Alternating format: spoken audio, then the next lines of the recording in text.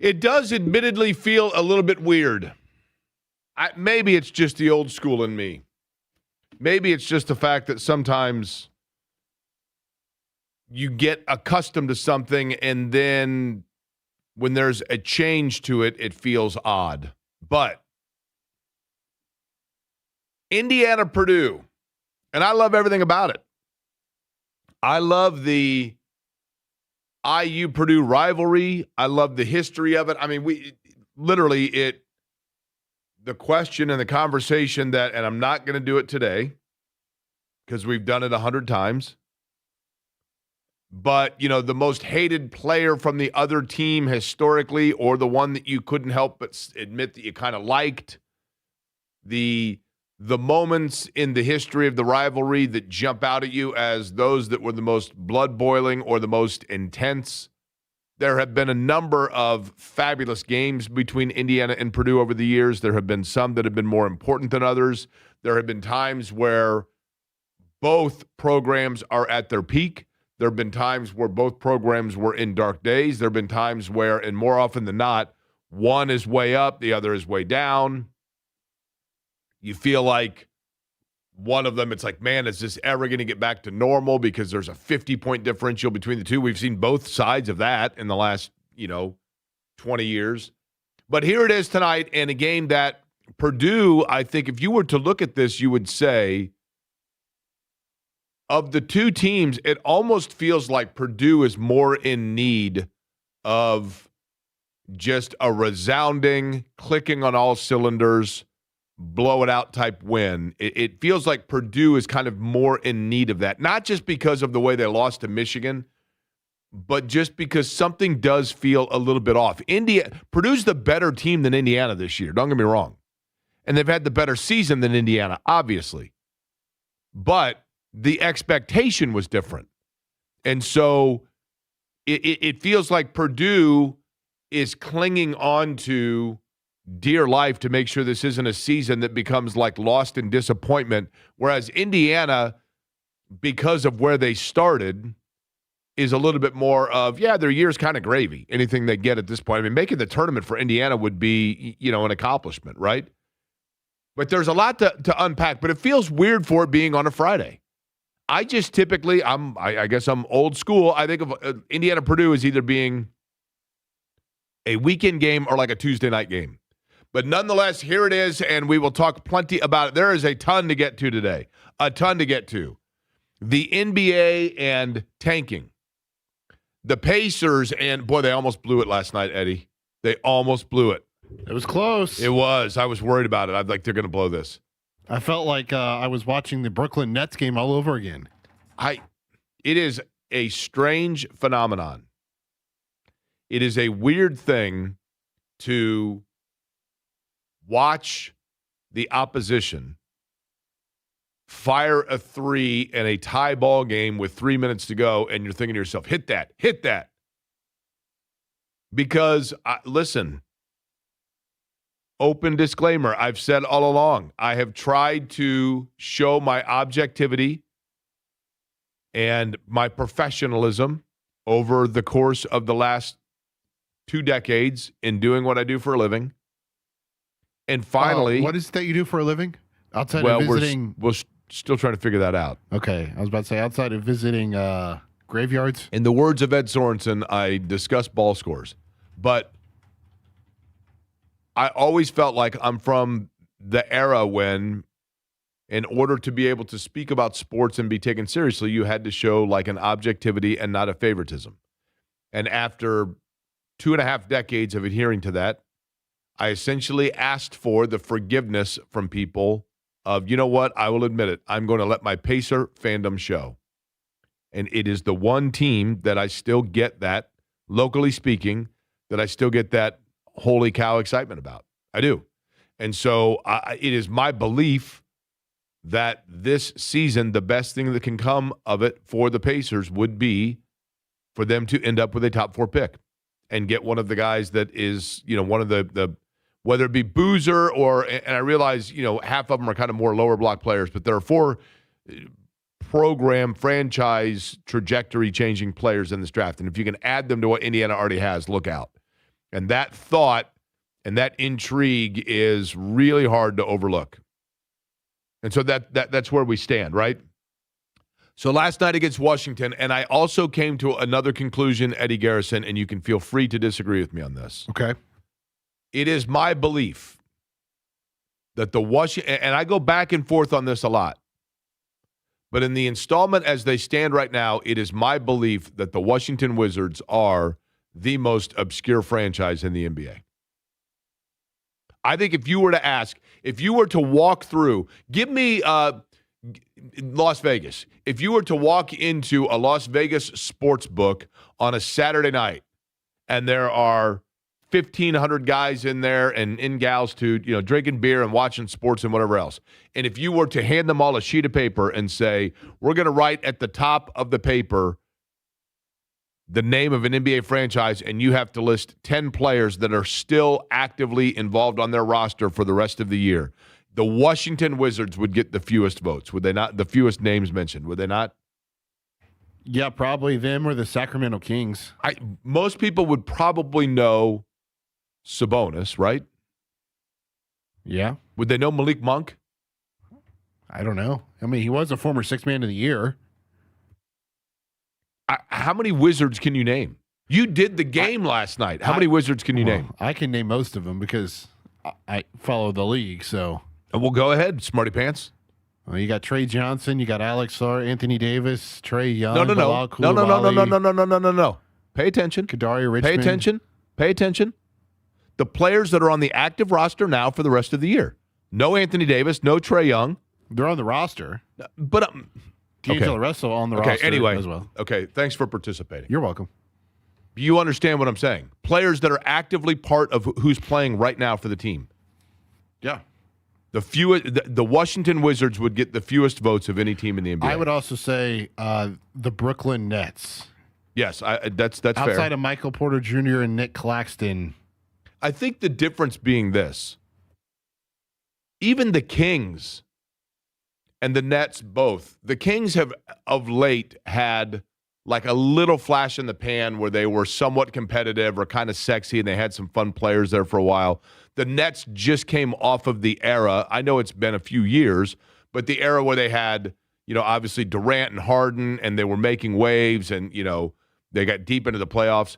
The Wizards are like, they had a fun run with John Wall and Gortat like 10 years ago for like 2 years. And outside of that, it is like, holy cow, man. But last night, the Pacers, and again tonight, now the question becomes, Eddie, who plays tonight because of the fact that they played last night? They could turn right back around tonight, and Indiana rested a lot of people. Now, do they do the same again tonight? We do know that Pascal Siakam has already been ruled out for tonight's game, because he's not even there in Washington, D.C. Aaron Nesmith is also out tonight, dealing with an ankle injury. Cam Jones left the game early yesterday with a back ailment. Worth noting that that's what sidelined him during training camp and delayed his start to the season. As it pertains to some of the other players, I'm not entirely sure. Do we get TJ McConnell back tonight? Like, do we watch TJ McConnell tonight? Does Quentin Jackson suit up after being designated as out last night because of a G League assignment? Andrew Nembhard, very limited minutes last night. You have to assume that's going to be the status quo going forward against like Washington, Sacramento. Eddie, you noticed last night what I found of note. That game came down to, the last 4 or 5 minutes of that game. Jarris Walker played well for Indiana. Nembhard, a minute restriction. I understand, and again, I go back to, are the Pacers tanking? Well, they're not going to say that, but that was a game where victory was there to be had, but I don't think that they necessarily had on their floor the roster that would most secure for them victory versus other rotations. Would you agree with that? Yes. Now, the NBA yesterday let it be known that they are exploring the following options when it comes to stopping tanking. And I'm going to go back to what I've said from day one, and I'm going to die on this hill. I appreciate the NBA suddenly having their morals about them. I appreciate the NBA suddenly being the scrupulous league of, we want to make sure that every game is the best competition that it can be.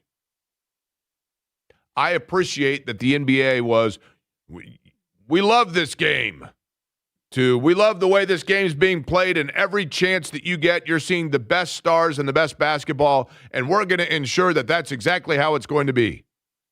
The NBA has suddenly, all of a sudden now, I'm telling you right now, this is the game where we guarantee that every contest you're getting the best product that is available. I can appreciate the NBA saying all of that. What the NBA and what we see in the NBA happening is no different. I remember vividly, Jake Query, a freshman in high school. Hi, Jake Query. Hello. I was a freshman in high school, and I went down to go see the Indiana Pacers play their final game of the 1987-88 season. And they were playing, I want to say they were playing New York. I could be wrong in that. But I believe they were playing New York. But it was the last game of the year, at least the last home game. And Channel 13 was interviewing fans about what they thought. Did they want the Pacers to win the game or stay in the running for the number one overall pick in the draft? And Jake Query, was interviewed and said, I'll be honest, I'm a big Pacer fan, but I really want Danny Manning.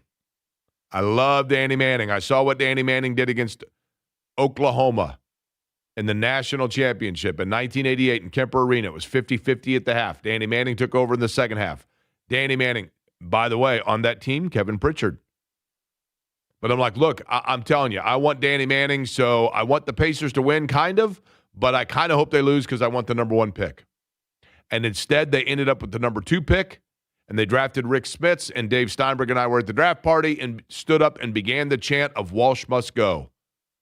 That's how diehard I was as a Pacer fan. But my point being in my long-winded story, simply this. Boy, how about that full circle moment? Things might have turned out a little different.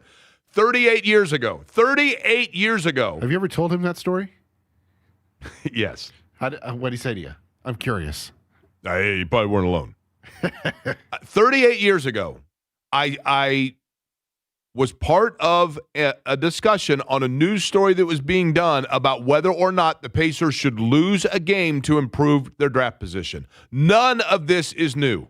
None of it. And the NBA can tell us it's new. The NBA can tell us that there's a new sheriff in town. The NBA can tell us that finally we're putting our foot down and this stuff ends now. And all of it comes on the heels of when the NBA, during All-Star Weekend, sat down with a group of partners, advisors, whatever it may be, with a committee, and it was the CEOs of all the different gambling apps. And that's what this comes down to. And I respect it. I get it. I can appreciate it.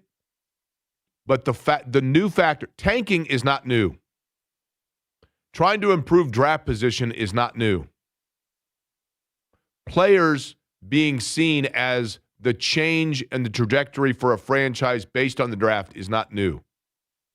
Every player, when they go out on that stage and put on that hat and shake the hands before they go over on TNT or whatever, whoever it may be, ESPN, and do the interview, every single player that is selected in that moment is enjoying the 1 hour period of time where they are seen as the next great hope for their franchise. Every year. None of that is new. What's new of late is the business partnership between the NBA and a number of different corporations that they are utilizing to try to get you, the fan, to watch and pay attention to games. And they realize that the number one way to get people to watch and pay attention to games is to get them to have financial stake in it themselves. And so, if you are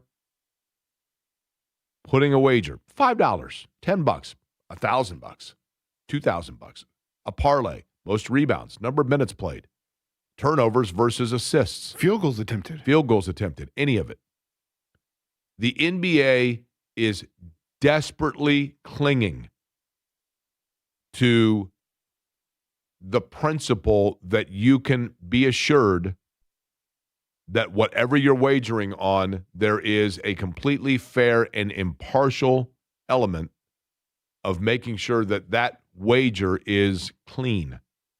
Because the second they lose the passerby gambler, they lose that percentage of people that are paying attention to their games. And that's what this is. Now, they can say, as they have, the Board of Governors Competition Committee and General Manager of the league office have said the following are being explored. First-round draft picks can be protected only in the top 4 or then 15 and beyond, outside of the lottery. Those are the only ones you can pick. Another one, lottery odds freeze at the trade deadline or at a later date. That one I could see. You go to the trade deadline and you're like, okay, boom. You were the second worst record at the trade deadline. Then there you go. You are amongst those 4 teams with the chances at the number 1 pick. And so the games that are being played in late February, March, April, they are no longer meaningless or meaningful to you, if you will, because you need to get losses to stay in that because that's already been determined. These are all, by the way, these are all potential solutions. None of this is written in stone yet. No longer allowing a team to pick in the top 4 in consecutive years and or after consecutive bottom 3 finishes. That one's kind of tough because one player doesn't necessarily ever turn it around for you. Sometimes you do need a couple of years of getting good players, and it takes a while for those players to develop. So even if you were to look at Wembanyama. Wembanyama is a generational player. But in his rookie season, it wasn't like all of a sudden San Antonio won 60 games. Cooper Flagg is unbelievable. Unbelievable. And yet, Dallas is still right there. He's a rookie, right? It takes a while for guys for the impact and to build around him and to get the pieces around them. Teams can't pick in the top 4 the year after making the conference finals. This one I have the most bunk with, right? I get it. But if you make the conference finals and then you all of a sudden are in position for a top 4 pick the next year, it's because you either had mass departure or mass injury. And I get the fact that, look at San Antonio. San Antonio built a dynasty based on the fact that David Robinson got hurt. They ended up back in the lottery, and boom, they end up with Tim Duncan. So you're trying to prohibit that from happening. Okay. But the odds of that happening, of you going to that, it's basically happened twice, right? Cleveland, when LeBron left, and right now. And the Spurs, right? Yeah. I forgot about the Cleveland one. I mean, LeBron left, and they went from 62 wins to 19 or something, right? Yeah. But again, right there, you lose a player. They lost a player left. I mean, why should they be penalized for the fact that a player through free agency went elsewhere? Why should Cleveland pay the penalty for that? The other aspect, too, is like, I know Oklahoma City can't this year because it's protected, but if a team like Oklahoma City had Utah's pick and Utah gets a top 4 pick, like, that's another aspect of it, I think, too.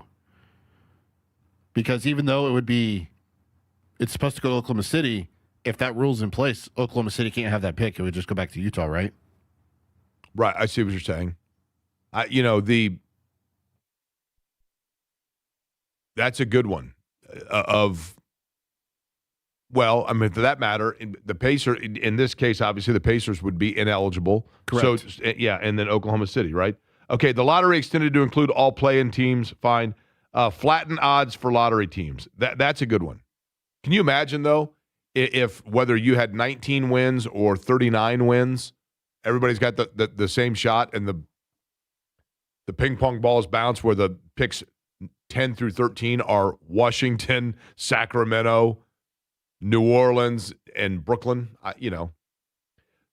But again, I'm going to go back to this all stems from the fact that the NBA, and they can tell me I'm wrong, fine, but I will die on this hill. The NBA is wanting, this suddenly now is of concern to them. This 40-year thing is suddenly now of concern to them because they want to make sure, because I'm assuming that the different apps went to the NBA and said, you know what? And I don't, hypothetically. So what if I said to you that the apps, I don't know this. This is mere conjecture. They went to the NBA and said, guys, we need to have a discussion here. Yeah, what's going on? Last year, we were averaging, we were looking at, we're moving $12.5 million that was looked at on the Washington Wizards in the last 2 months of the season. And right now, we're trending towards 8. So we're losing a third of the Washington audience. Oh, gosh, what do you think that's about? I know exactly what it's about. People are refusing to get involved and place their money on these teams because they don't know who's going to play and when they're going to play because teams are tanking. We need to have a discussion about this. And now all of a sudden the NBA is going, uh-oh, half of our teams are playing on the FanDuel television network or on the Bally Sports television network or on the MGM Grand halftime show or on the DraftKings app, whatever it may be. And that's cool. I mean, listen, we live in a world and a society, a free market society. People that want to do these things, are there people that unfortunately have had challenge and addiction with gambling? Of course. Same too with alcohol. But you see beer ads everywhere during games. I mean, it is about having the personal responsibility of managing and navigating those things. So I don't have a problem fundamentally with those apps. I want to be very clear on that. But I do believe that is what is motivating this aspect of it. Also, big news in high school basketball. We're getting set for the tournament, are we not, Eddie? When do we get sectionals underway? Is that next week? 2 weeks? It's got to be getting close because do you have the breaking news sounder by chance?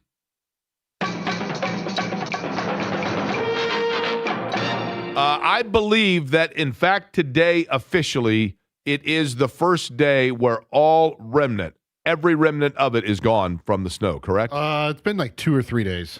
No, there was yesterday a small sliver, as we talked about, in the alley just below you. There was a small sliver yesterday, but we had a flood last night, correct? If it was in the alley, that's not the parking lot.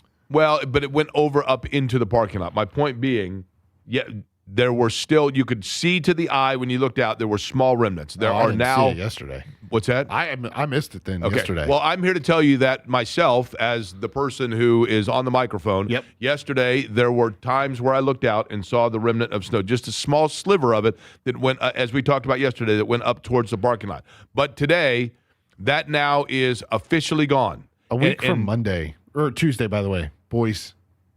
Okay. Basketball. So you're going to have the opportunity, I can promise you, for a little bit more snow to be in the lot because, Eddie, I don't know if you know this or not, there are always snow flurries at the time of sectionals. Now, I don't know that it will accumulate. But last night you said we had a flood, right? Oh, it was raining so bad there was a flood in the parking lot. Yeah, for a little bit. Was there actual running water? Yeah. That's awesome. Oh, yeah. And that's because you had, the ground is saturated. There are a million different things that go into play there. And those small slivers were gone. They're now gone, but there is a chance they will return because sectionals are upcoming. And one of the key names and a legacy name changing schools right as we go into all of that. So our buddy Kyle Neddenriep is going to join us to help go over all of that coming up on the other side. Zach Osterman coming up 1 o'clock. To preview the Indiana side of things on this night with Indiana and Purdue. Sam King, Purdue side, bottom of the 1 o'clock hour. Kevin Bowen, 2 o'clock. It's a Good for the Heart Friday. Lot to love on this Friday here. Aquarian Company, 93.5 and 107.5 The Fan.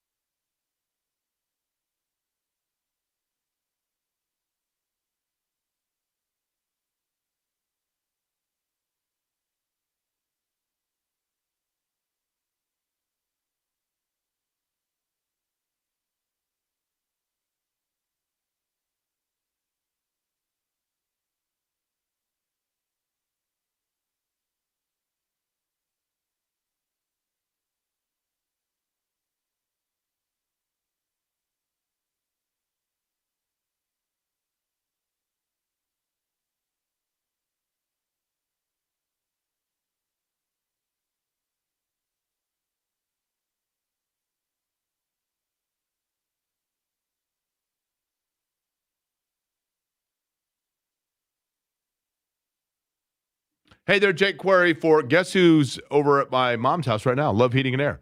Love-HVAC.com is the website, 317-353-2141.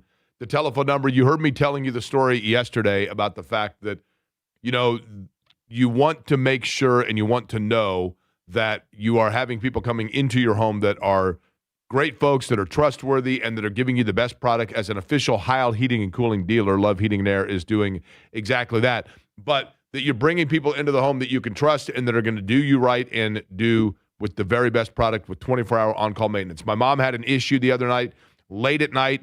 I gave Love a call, and within an hour, there was a gentleman over there, looked over everything, took photos of it, and now they're over installing a new set for my mom. And a friend of mine just sent me a text, Jake, just drove past your parents' house, saw that Love Heating and Air is there. I use them for everything. They are very fair price. That's exactly right. The very best Love Heating and Air with over 4 generations here, well, 4 generations and over 100 years in central Indiana. Love Heating and Air, 317-353-2141, love-hvac.com.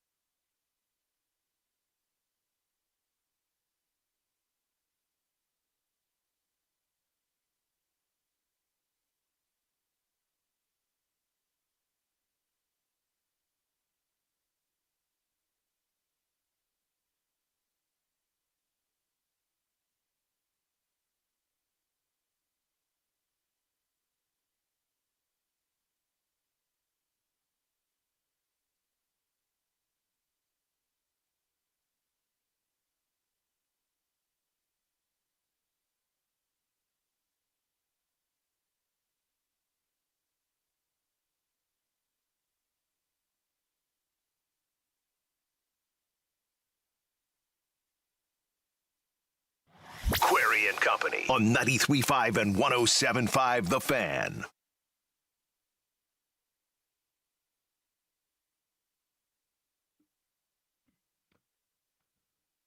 Eddie, somebody has informed me, Jeremiah, our buddy Jeremiah, has informed us that snow is forecasted for Sunday at a measurable level. What is measurable? To be measured.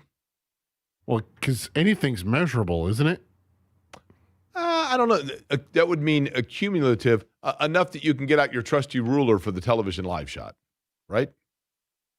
Are we talking about more jacket off weather? That's right. Had some of that yesterday. What's that? Had some of that yesterday. I watched yesterday. I happened to be watching our buddy Brian Wilkes at one point. I was flipping around. 13 always does a great job.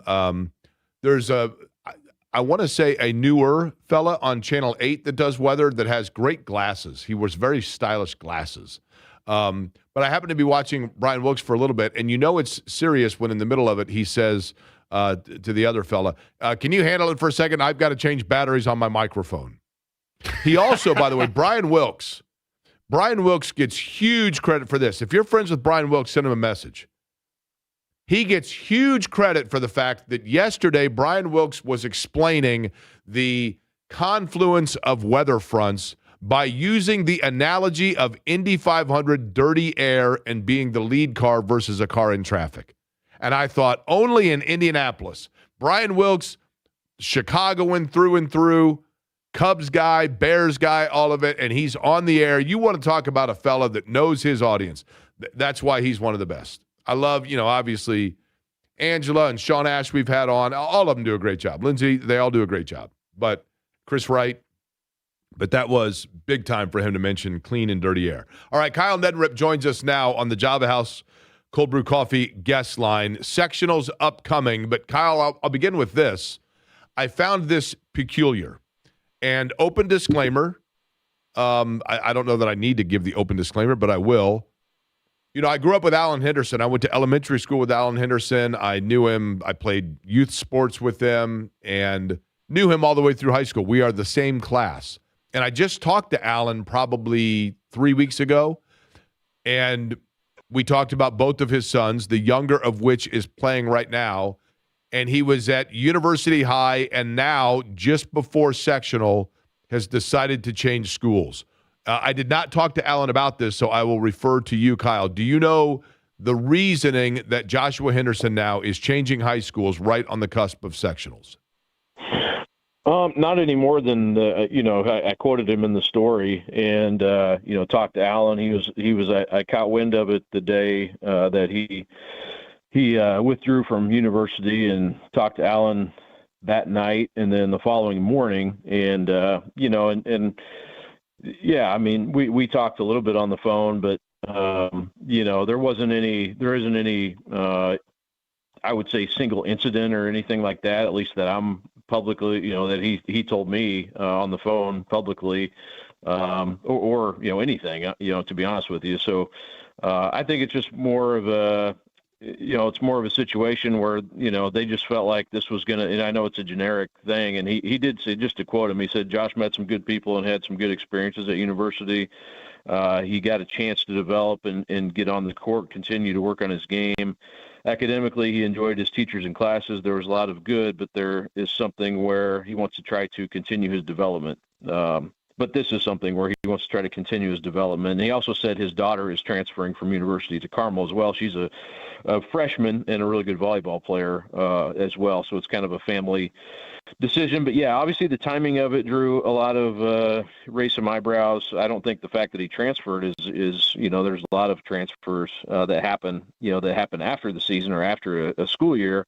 Definitely the timing of it raised some eyebrows and was kind of shocking for me to hear about it when I did hear about it on Wednesday because I just covered their game on Friday. I talked to Alan before the game. I watched Josh play. He had 19, 21 points, something like that, and they won the game, and he played really well. And I talked to him after the game, and so I just, so the timing of it, not ideal.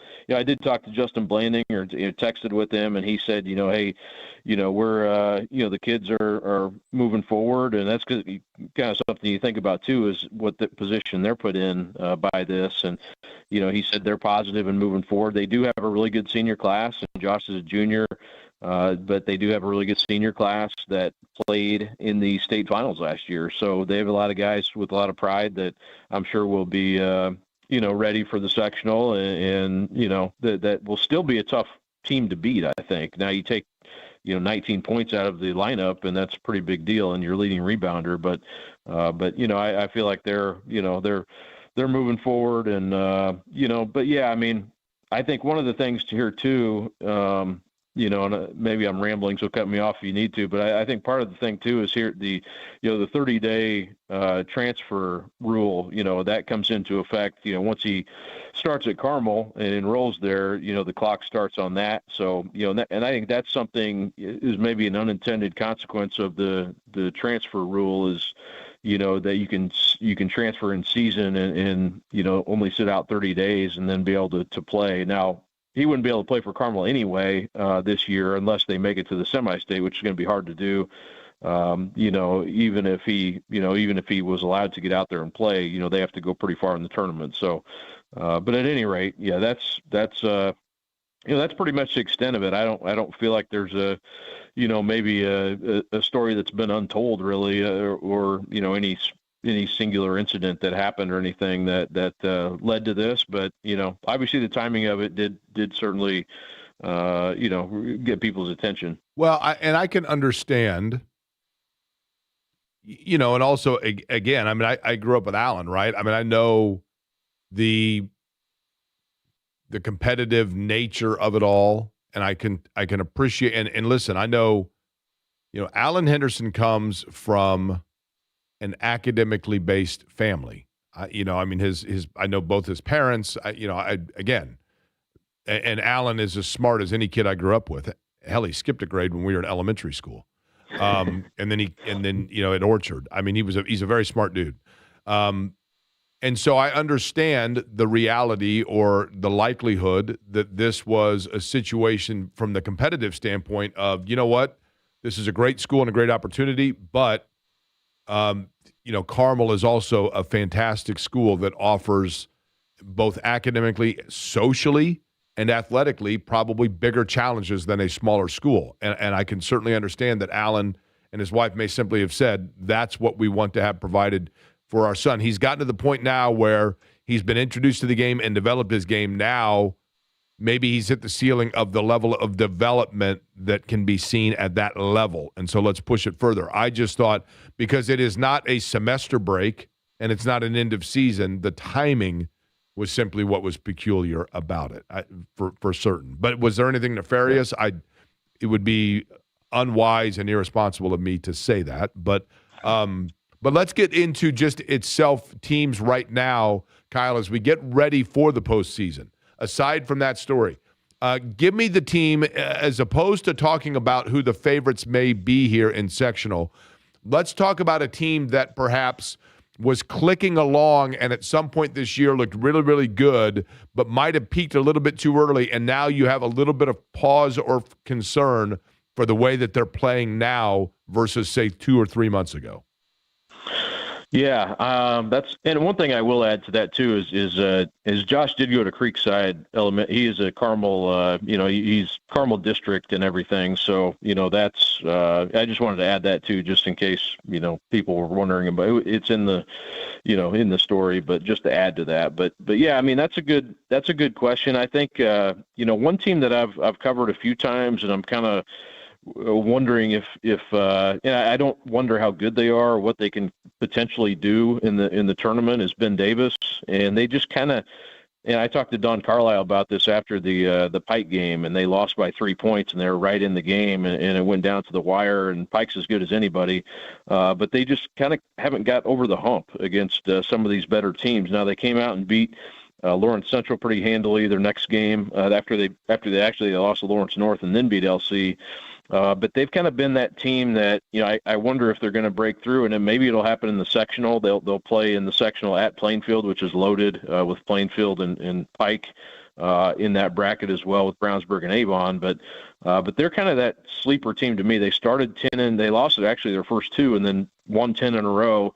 And then they've kind of hit a little bit of a rougher patch here with 4 losses, I think, in their last 6 games. But I still think they're good enough with Jay Sean Ladd and Sherman Moss that they can get through and really create some havoc in that sectional. But they haven't, they just haven't quite got over the hump against these better teams. So I think that they kind of fit your category, but they played really close against Carmel. They played close against Pike. That Lawrence North game kind of got away a little bit from them, but LN is very good as well this year. So, these teams they've lost to are all really good. But I think they can be on par with those teams too. They just, they haven't quite done it here recently, but I think they're capable. So I think that's one team that probably fits that bill. Okay, we'll end with this, Kyle. I want you to tell me, Kyle Neddenrep is my guest. He's on the Java House Cold Brew Coffee guest line. I want you to tell me, Kyle, of something you witnessed, something you observed. Might not have even been in a game. Maybe it was a practice. Maybe it was a kid you interviewed. Maybe it was a coach you talked to. Maybe it was a backstory. Maybe it was a story you told about Ron Colley, whatever it might be. But give me the last thing that you witnessed that led you that night when you went to bed to say to yourself, it's pretty cool what I get to do for a living. These are the kinds of stories that, yeah, sure, anybody can go out and cover the state title game. But to be able to witness or firsthand see up close or be privy to the kind of connection that I saw or story that I saw or passion that I saw, that's why I do what I do. Tell me the last thing that invoked in you that emotion.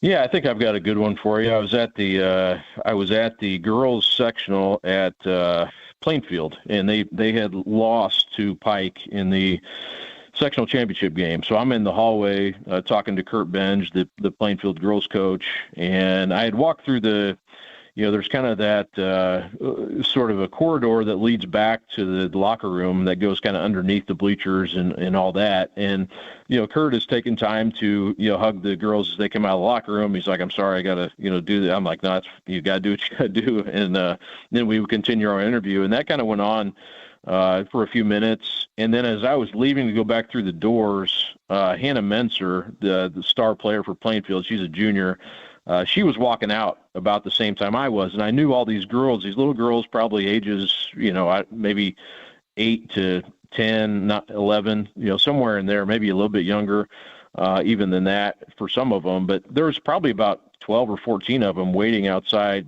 the locker room there down the corridor. And I said, you better go out first, or they're going to be sorely disappointed if I walk out and they're Right. waiting. They're waiting for you, and it's me that comes out. So I followed her out. It just kind of was coincidence. We walked out. I was right behind her, but I was like, man, this is really, really cool that all these girls were waiting for her after this really emotional loss. And I was like, man, that. And people who know Michael Menzer, obviously a great player himself, who's on the administrative staff there at Plainfield now, but was a great player at Indiana State, but this is his daughter, and I just thought that was all these little girls. That is how it gets passed down, from generation to generation, and what makes Indiana high school basketball so awesome is that moment right there, and she's hugging these girls who were sad that she lost, but she's their hero, and that I thought that was like, man, very cool and totally coincidental. I got to even see that moment just because of when I walked out that door. But yeah, to me that really hit me. Here's Hannah Menser, whose dad was a great player, and now she's the hero to these little girls who will probably always remember her for being the great player that she is. But yeah, that was, I thought, a really cool moment from a couple weeks ago. Very cool indeed, Kyle. And, it's finding those little nuggets that, obviously that's why you do what you do and why we continue to read along at the Indianapolis Star and have you on the program as well. Always appreciate the perspective and time. Enjoy the weekend and then get set for sectionals, all right?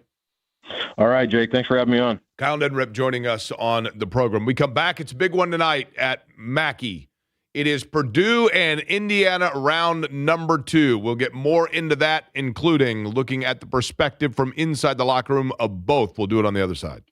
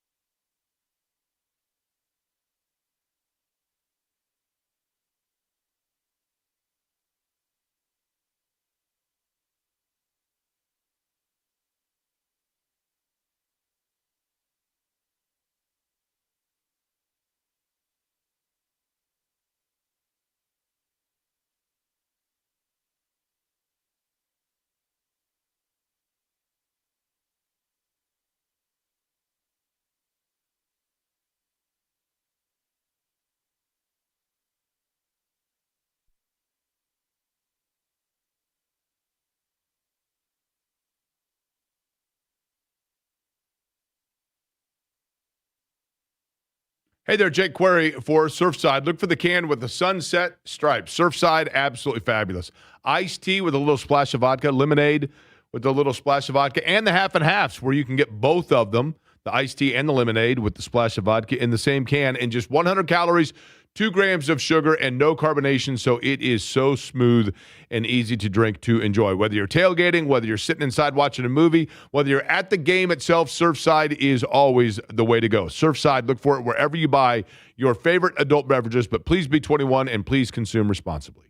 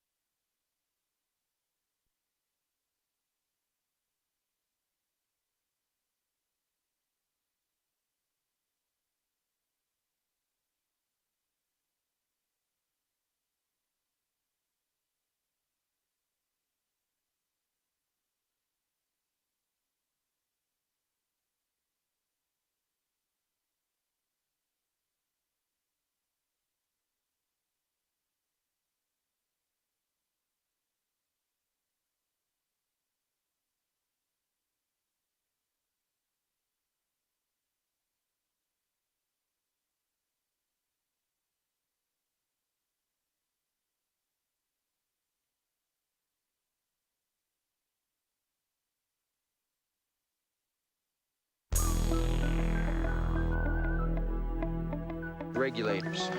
We regulate any stealing of his property. We're damn good, too.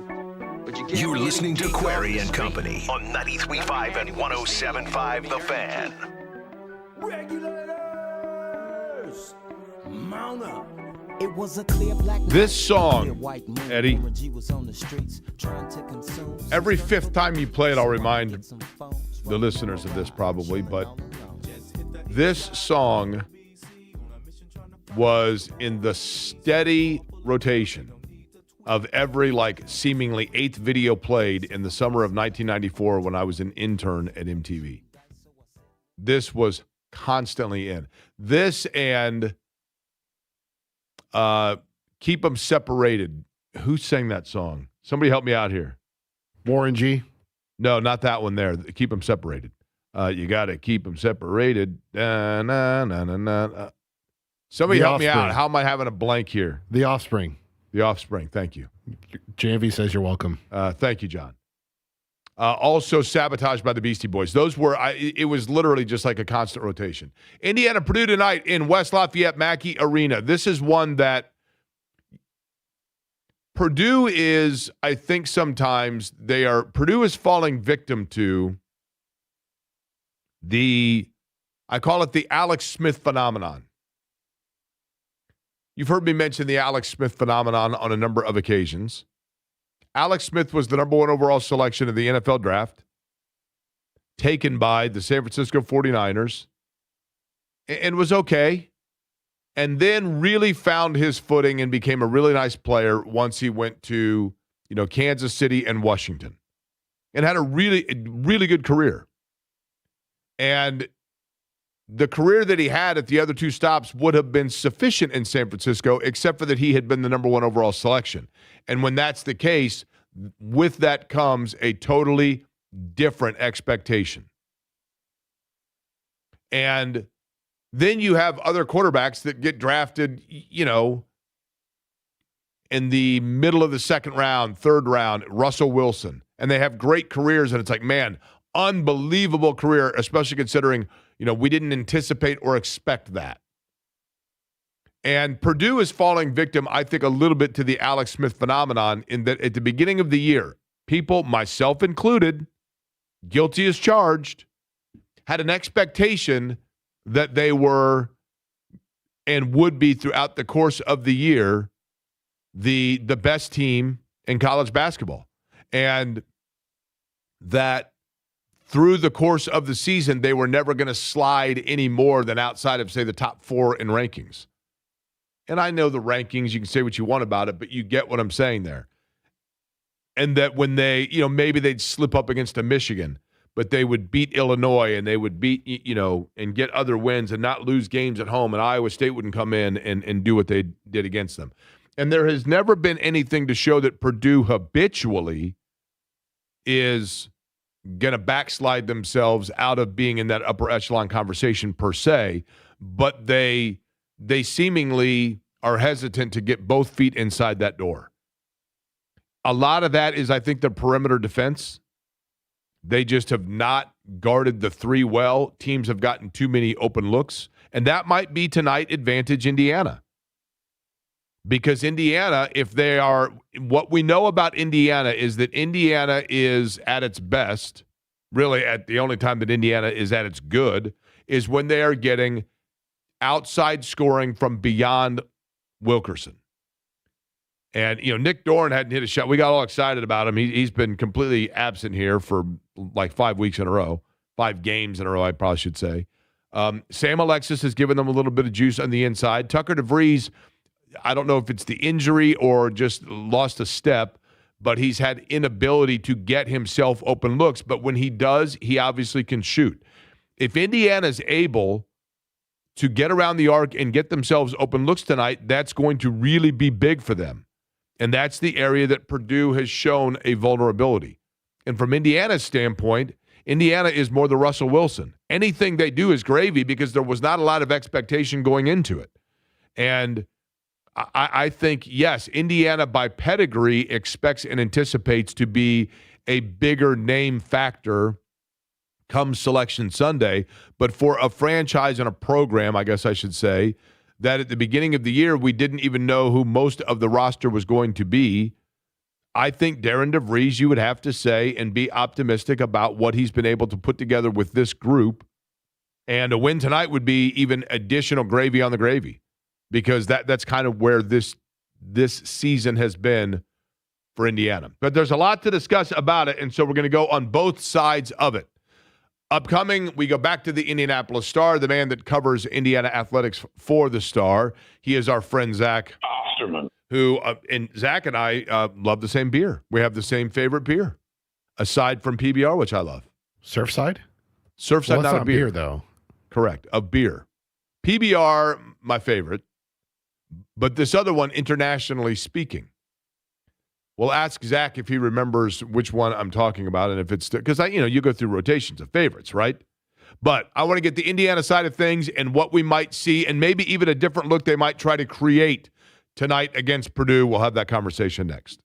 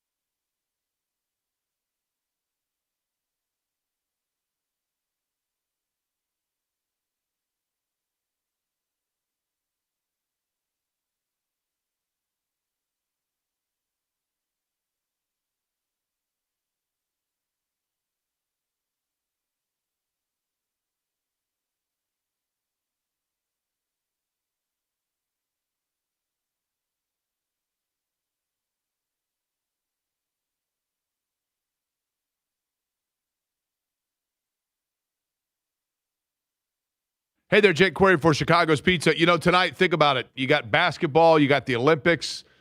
Any time, of course, is a perfect time for a pizza at home. Family meal deal for Chicago's Pizza is perfect for that. 2 medium, 1 topping pizzas for just $25, and that includes an order of the fresh rolled breadsticks. Like I said, any night is great when it comes to pizza night, but the family meal deal is the perfect option for the weekend, whether you're talking dine-in or carry-out. And you still have 30 minutes right now to enjoy their lunch buffet. Traditional pizza, deep dish pizza, the salad bar with all the fixings, all the dressings, the fresh hand-rolled breadsticks, and a soft drink for just $13, tax included, out the door. That is every day, 11 until 1:30 at Chicago's Pizza. 18 Central Indiana locations, 21 statewide. Chicago's Pizza. Find a location near you at chicagospizza.com.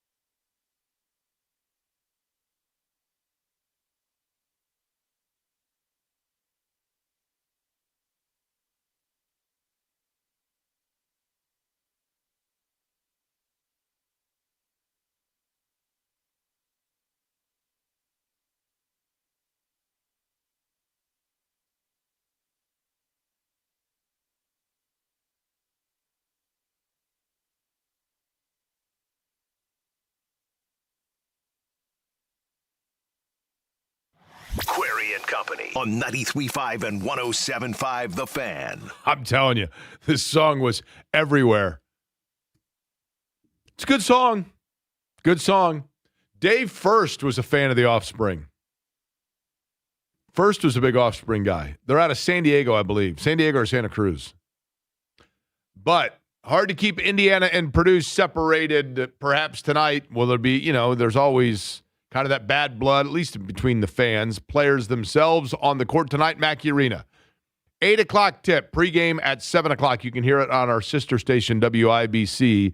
And joining us now on the Java House Cold Brew.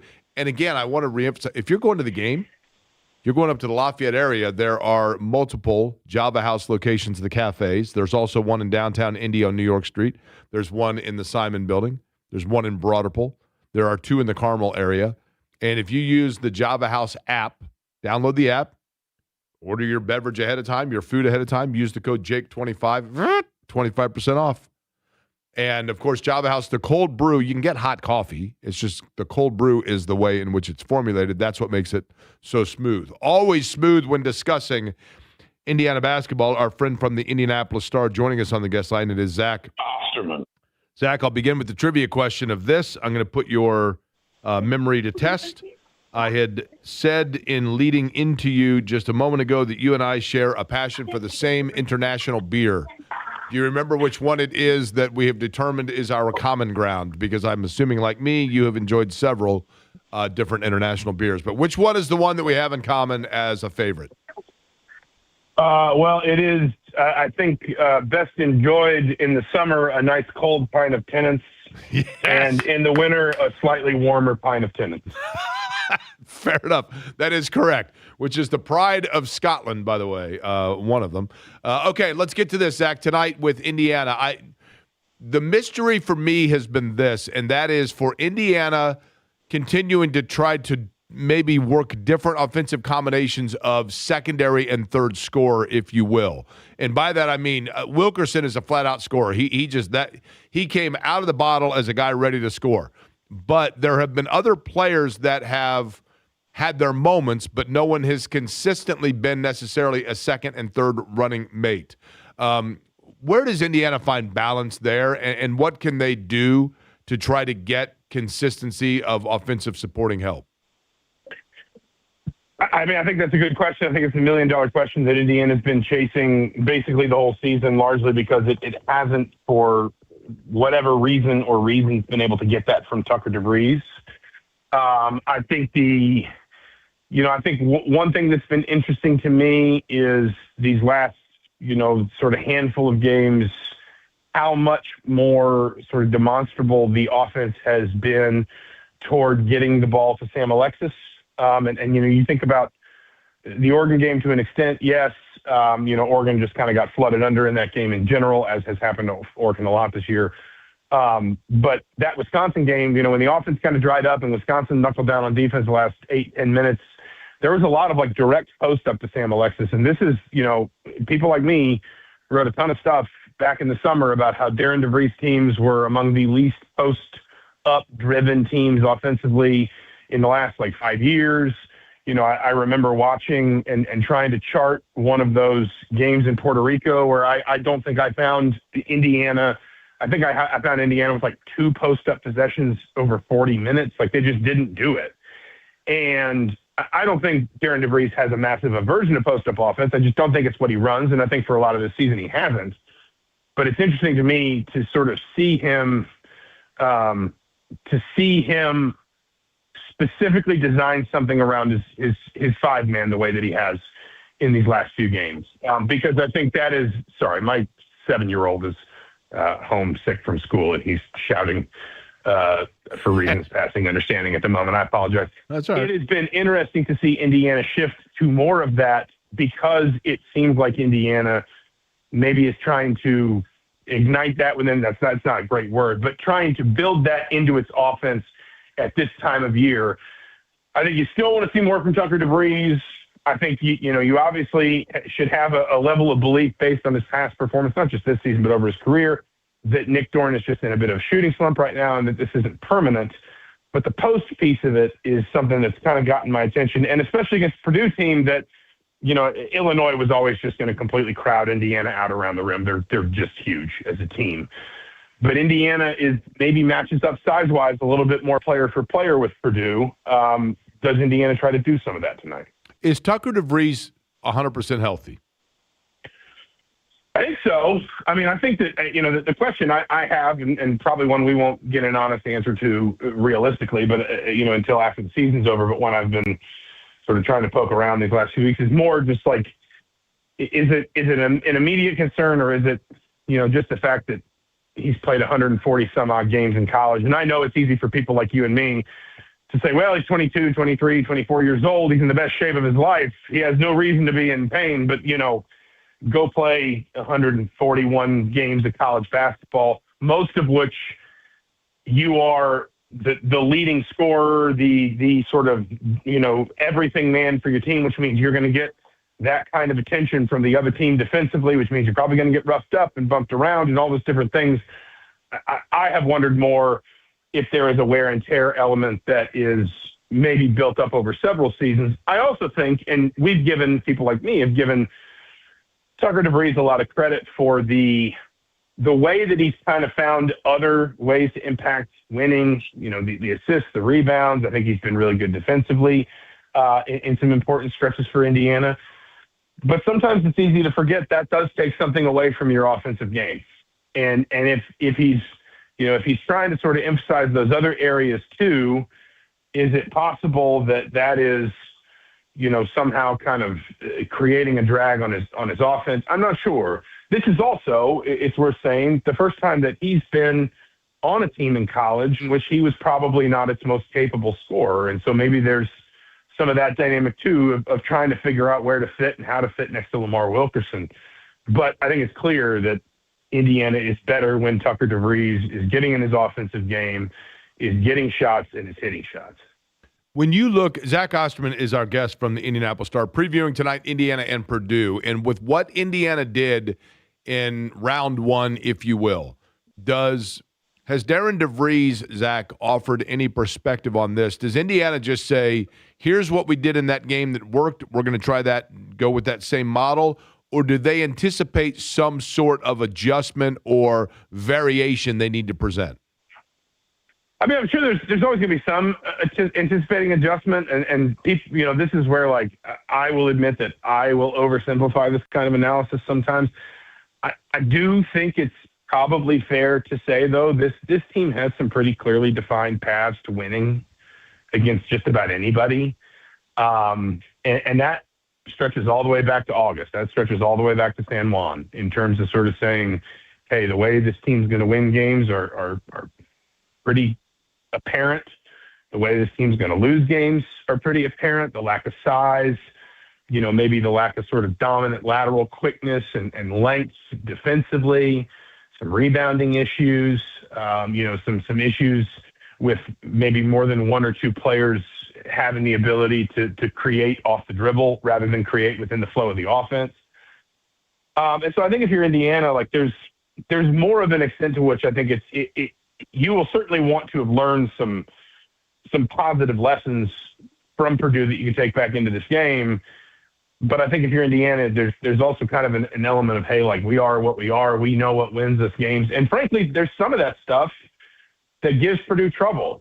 Purdue has really struggled against teams that have proven an ability at times, not uniformly, but at times over the last couple of years, teams that have proven an ability to be able to hit shots, and be able to hit threes and stretch Purdue a little bit defensively, isolate bigs inside, don't let Purdue, kind of get on top of you with a rebounding advantage, and then make them keep up with you offensively. Now, that's easier said than done. I was even looking back through some box scores today. I cannot remember the last time Indiana shot the ball well at Mackey. Like it is a very difficult place to go. You can't just go there and assume you're going to hit 12 threes. But that has been an issue for Purdue probably for most of the last 2 years. It was certainly an issue in this first matchup, not just because, threes count for more than twos and teams that hit threes tend to have more success and all that, but because of what I think it does to Purdue specifically lineup-wise, the way that it stretches Purdue out defensively, the way that it starts to take advantage of some mismatches you can create, the way that it doesn't allow Purdue to crash the boards as easily necessarily, because if they're having to stretch that defense out past the perimeter, they're not going to have as many bodies around the rim. And I think if you're Indiana, you would look at tonight and you would say, if we can get a few of those shots to go in early, then we have a chance to maybe kind of discombobulate Purdue's game plan in the same way we did in Bloomington. But again, that is easier said than done in that building. You know, one thing I've never really asked, Zach, you know, we've gotten to know Curt Cignetti a little bit. I don't mean personally, but I think fans know who he is, what he's about. We see a lot of him. Darren DeVries has kind of been a little bit more in the shadows, partially because of the success of Indiana football. But, you know, it's the first year, and it's a roster we were unfamiliar with. And I do think that they are playing better basketball than they were at the beginning of the year. I think he deserves credit for that. But from what you can tell, what kind of guy is he? Honestly, like, who is the man that is guiding Indiana basketball? He is, I mean, he's incredibly laid back, like relative to his profession. And I don't say that pointed at any one college basketball coach. I've just been around college basketball coaches for a long time. They are a very high energy bunch. And it's not like he doesn't have energy. Actually, the most energetic I think you see him is on the sideline. But like he's about as easygoing as anybody I have ever covered in the job. It's interesting because when we kind of got some time to get to know him a little bit, sit down with him back in the spring, you know, he was insightful and he was professional and he was, you know, a good interview and good to deal with. But I kind of remember thinking that he was almost like a little too quiet in a way. And I sort of wondered if that would play with donors and things. And then we went and covered his first trip to Huber. I don't know if you were familiar with the annual swing in late May. Indiana always goes down and has a big fundraising event at Huber's Orchard and Winery down in Borden. And the football coach and the basketball coach always go, and it's somehow or another, it's become a media event down the years. And when he got in front of a room of 1,000 IU donors, you know, like the light bulb came on and he was a different person. You saw that again with that event they had down on Kirkwood where he bought everybody a drink, and you could see like the ability to kind of bring a little bit more personality out when he needs it. Now, I think, you know, certainly on the court and on the sideline, he is very competitive. Mostly with his own team, I think he is actually genuinely sort of proud of the fact that he's never been whistled for a technical foul, although there have been a couple times this season when I've wondered if Big Ten referees took that as a personal challenge. But, you know, I think by and large, he just kind of is what you see. I think he's a lot like somebody like Greg McDermott or Dana Altman, where there's not a lot of histrionics. There's not a lot of sort of over animation. There's just kind of a basketball coach who's intense and competitive on the sideline and just generally a little bit more circumspect off it.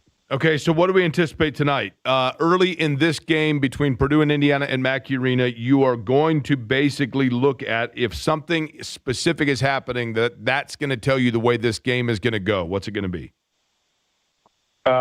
Again, this is really simplistic, but how Indiana is scoring the ball. From Indiana's perspective, they have not shown an ability to have success against anybody with a pulse when they're not scoring the ball. This is a team that wins by scoring. It is a team built to win with offense. And that doesn't mean that they can't defend their way through certain stretches. You know, they only allowed Purdue, 65 points? I think it was 67 in the game in Bloomington. You know, they have been, frankly, better defensively than I expected them to be. If you rewind back to some of those practices we got to see in the summer, I thought, oh, man, like this team could really, really struggle defensively. They have been a lot better than I thought they would be at the defensive end of the floor, but they win by scoring. That's just that is their DNA. That's how they're built. And I've said this a couple times already today.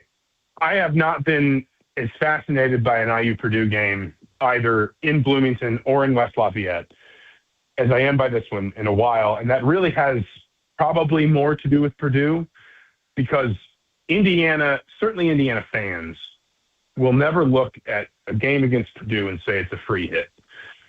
But if you wipe away the names and the rosters and you just look at who you're, you know, the sort of the record, the net ranking, whatever, where you're playing, when you're playing, et cetera. This is kind of Indiana's least important game left. And it's really big for Purdue. Don't you feel that way, Zach? It's really big for Purdue. it is Indiana's least important game unless they win it. And then that changes basically everything about the context of this season. That puts them safely in the NCAA tournament field. It gives Darren DeVries a sweep of his rival in year one. It is a signature road win that even something like UCLA wouldn't beat. But if they lose it, the last 4 games of the season, and certainly those three home games, were always more important to, especially because Indiana's already beaten Purdue once this season, the context of was year one under Darren DeVries a success? Did they get to the tournament? Did they sort of show proof of concept and justify like the path that Indiana's put itself on here? Then the 3 games after this one, and really even to an extent the 4 games after this one, if, again, you removed all the sort of, the passion and the emotion from the matchups themselves, were always the more important games. But to your point, where is Purdue? Because 8 games ago, Purdue was 17-1. They were flying. They looked as good as any team in the country. Then they lost 3 in a row. We sort of said that's a blip. Everyone's allowed a blip. Then they won 4 in a row, and we sort of said, hey, they pulled themselves out of it.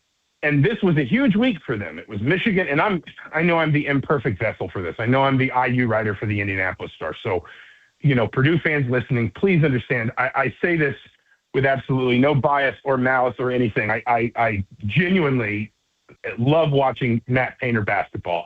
It is, as a complete neutral, it is something that brings me great joy. I am fascinated to know where this Purdue team is, because if they win a game like this, and especially if they win it comfortably, and they could, they are justifiably a double-digit favorite, at least they were the last time I saw the line, then we can say, hey, that's 4 of 5, and the one loss was to the best team in the country.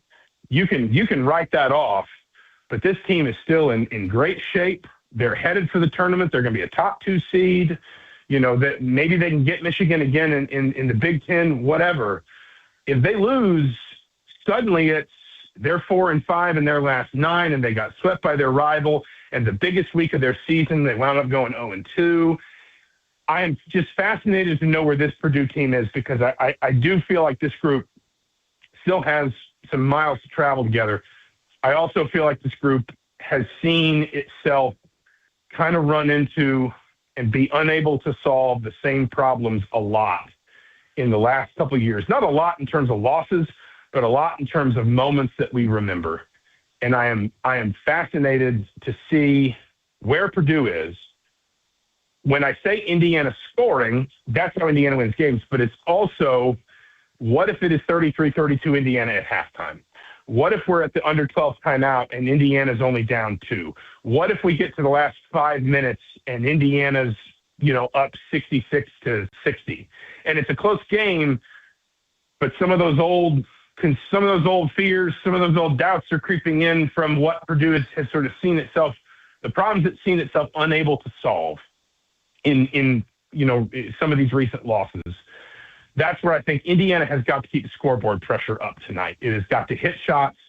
It has got to score with Purdue. It's got to absorb. There will inevitably be a couple of knacky runs, and it's got to find a way to absorb those, because I'm fascinated by this game, and I am particularly fascinated to know what this looks like if, again, it is like Indiana 66, Purdue 62 at the last media timeout.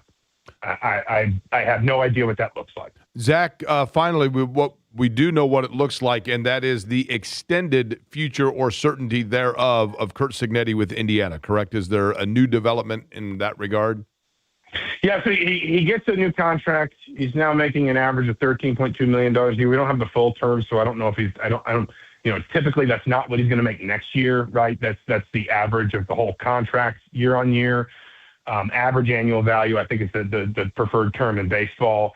This is not that it wasn't like a discussion or a negotiation, but this was written into the contract he signed in October, that if anytime Indiana made the playoff semifinal, the university, the athletic department was required to go through, I think it called it like a good faith market review that basically ended with Curt Cignetti being placed among the top 3 highest paid coaches in the country. And so this was always kind of in the mail, so to speak. This was, I think, a lot more pro forma, a lot more just sort of, well, here are the top three numbers. Here's how we position you within that group. And a lot less sort of, okay, now let's talk about bonuses. Now let's talk about extras. Now let's talk about staffing pool. There may be some of that stuff too when we get a hold of the full deal. The term itself did not extend. It still runs through 2033. But this was much more of just kind of like it sounds weird to say that a $1.7 million raise was just sort of like a formality, but this was a little bit more like that than the sort of the relative drama of a totally renegotiated deal. Those are some JMV numbers, man. Like, that's impressive, right? Lock it in, baby. Lock it in and tear off the knob. Zach, appreciate the time as always. Indiana, Purdue, and all the coverage from the Indiana side at the Indianapolis Star with Zach Osterman, who joins us on the program. Appreciate it, man. Thanks for having me, as always. We'll get a cold tenants in the summer and a warm tenants in the winter. Love it. Love it.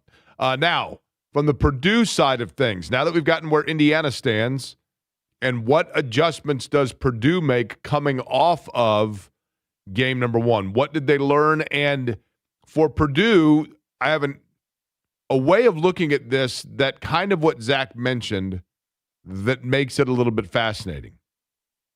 And what I mean by that is there are two ways from Purdue's standpoint to look at this coming off of Indiana getting round one. And it's something that probably Indiana fans aren't going to like. But I'm curious to ask it, and so I'll ask it with Sam King, who covers the Boilers. We'll do it other side here. Query and Company on an Indiana-Purdue Friday on The Fan.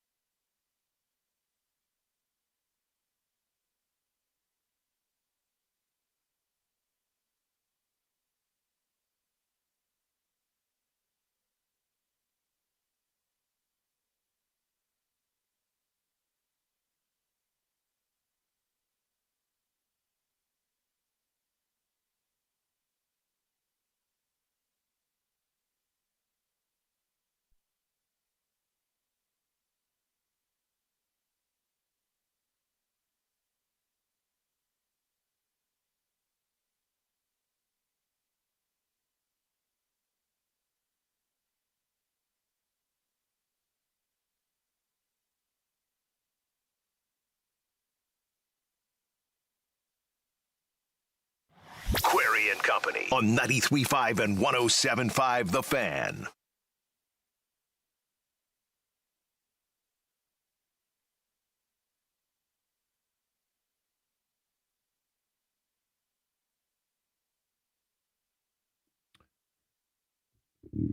So tonight, 8 o'clock. By the way, big slate of stuff going on in the sports world tonight. Pacers on the second half of their Washington two-step.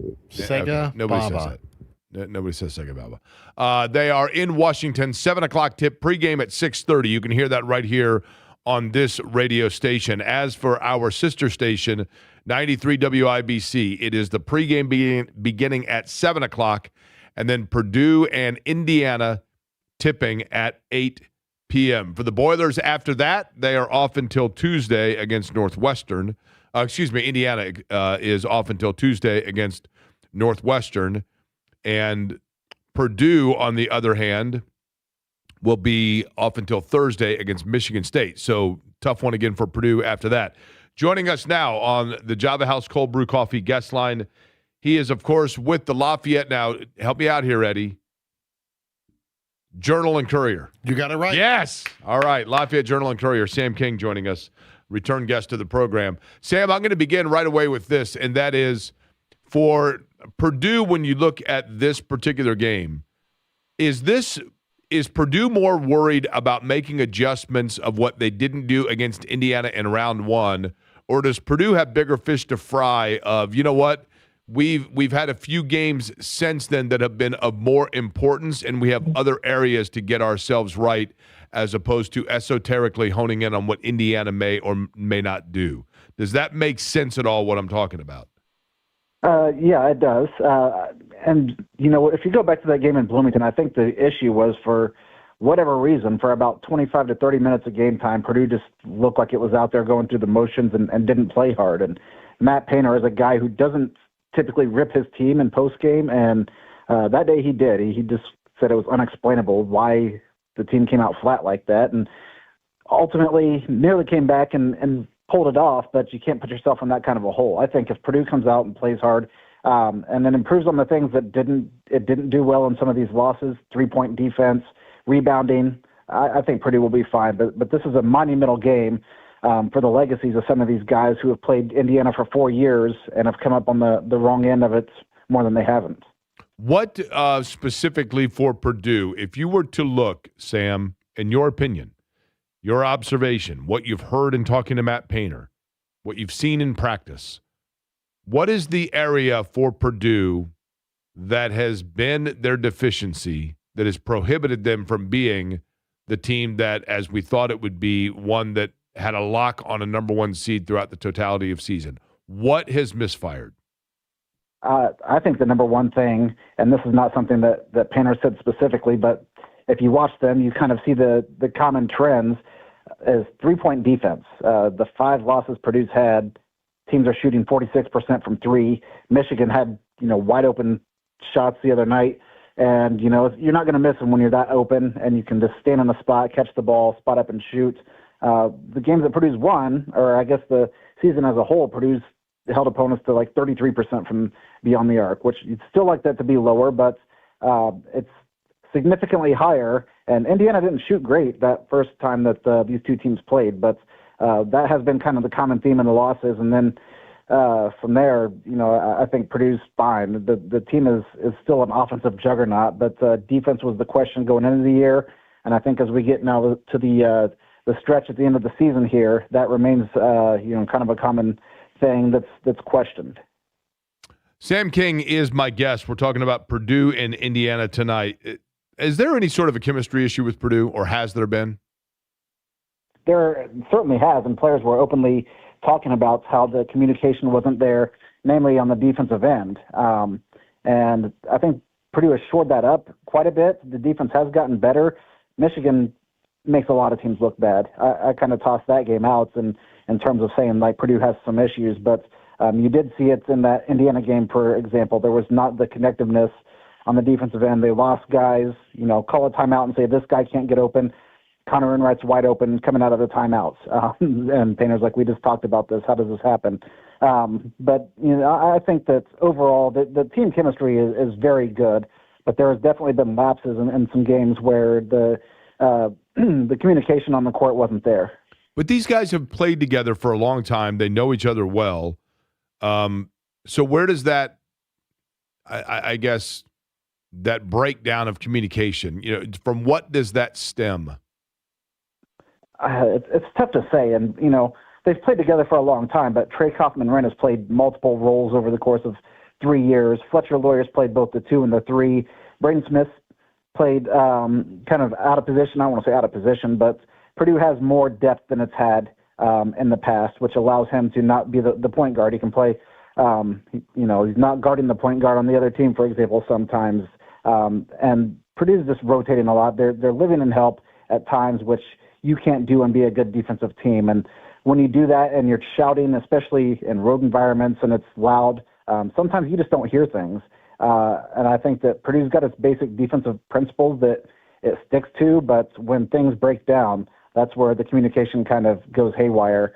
And, we've seen teams capitalize. We saw Keaton Wagler score 46 points because of it. We've seen, UCLA make a comeback. Obviously, Michigan just kind of took advantage of Purdue and being late in rotations and things like that the other night. So I don't know. I think it's a thing that if Purdue wants to make a deep run, it has to be better talking and getting out on players on the perimeter. Sam, when you look at, and it is a credit to Purdue's sustained high level that we're nitpicking stuff about a team that is still going to be, what would you say is unless the bottom totally falls out, Purdue is probably at worst, what would you say, a 3 seed? Yeah, I mean, it's laughable to me, and I said this to Braden Smith after the game at Nebraska. I said at the time I think Purdue was 19-4 or 20-4, so that's a pretty good team. And he's like, yeah, it's pretty good. But I think the expectations were just placed so high by players within the program, by fans, that if this team didn't win a national championship, it was a failure, and that's unreasonable to put on any team. I don't care if you are the best team in the country, because it's such a random tournament to win a championship in. That just a few losses and people seem to think, this team isn't what we thought. Being 21-5 is nothing to say, man, this team isn't any good. I think this team is fine.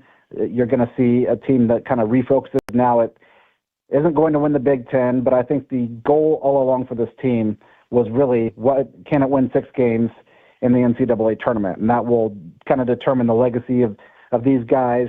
And just like last year, people were doubting Purdue going into that NCAA tournament, and Purdue played its best ball come that time of the year. What is the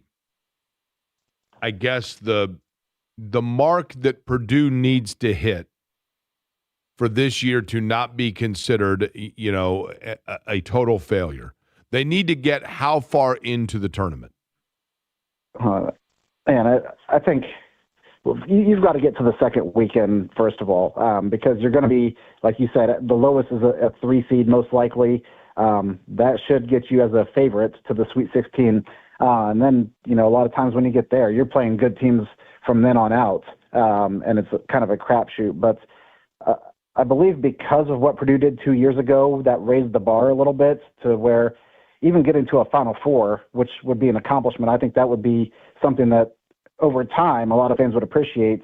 Fans are hungry, and part of that is because the IU football success, and just, I don't know if it's jealousy or what, but Purdue fans are desperate for a national championship. But I think, getting to an Elite Eight, that's a solid season. I don't think that Purdue fans or players would be happy with that. But personally, I think that would be a great year. But I think it's kind of, in fans' eyes, at least getting to a Final Four would be what would suffice. And again, Sam, and I apologize to Purdue fans to an extent of this, because it sounds like we're sitting here having this powwow of what in the world is wrong with Purdue. And to the point, I mean, this is an elite level team. I just think that, and part of it may be this. When you look at, Purdue is a veteran team. They're an experienced team. They know what the heck they're doing. But one of the areas that Michigan improved itself, one of the areas that Illinois improved itself, and one of the areas, truthfully, that Indiana probably improved itself is they got older. They got more mature, and they got players that, yes, they may not have been playing together in Ann Arbor and in Champaign or in Bloomington, respectively, but they're guys that have played a ton of college games. And so, therefore, not only that, but Purdue's played a ton of college games together, and the tape is kind of out there for coaches to scrutinize on them. And so, therefore, the gap was closed or even surpassed. Does that make sense? I've actually never thought of it that way. That's somewhat of a good point because, like you said, Purdue doesn't take a lot of transfers. Oscar Clough is a transfer in the starting lineup, but other than that, Liam Murphy transferred in, but he's barely playing. Jack Benter was redshirted last year, and he's in the rotation. But the rest of it, there's tape on these guys, and tape on these guys playing a lot of minutes together. So that's kind of an excellent point. Thanks for bringing that to my attention. That might be something that I use as a question for Matt Painter moving forward. But again, like Purdue looked offensively excellent in the second half, specifically against Michigan. I think the team offensively, like, they're fine. It's just going to come down to, can you keep a team from outscoring you? Because Purdue's going to be a team that plays in the 80s most nights with its offensive efficiency. By the way, Eddie, do you happen to have the breaking news sounder?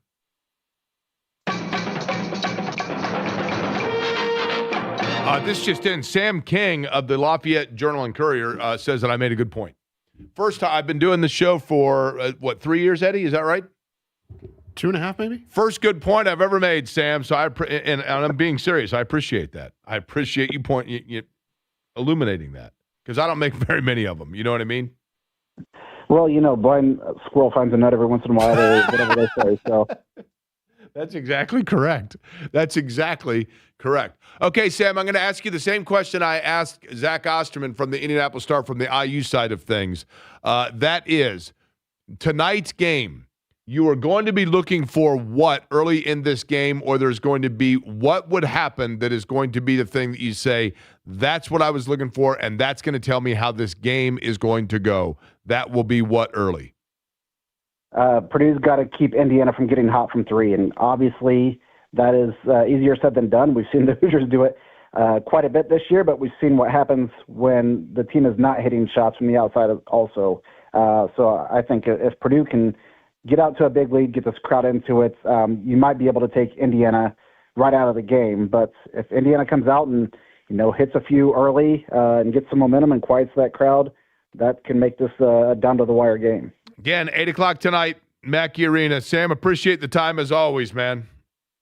Thanks for having me on. Appreciate it. There's a lot going on within the Olympics, by the way, to get you caught up on. We will let you know about that on the other side. And there is an interesting point. A little bit of what I just mentioned comes from a very interesting perspective from another friend of the show. We'll get to that as well on the other side. And still yet to come on the big program. Kevin Bowen coming up top of the hour. Good for the Heart Friday, bottom of the 2 o'clock hour. Query Company on the Fan.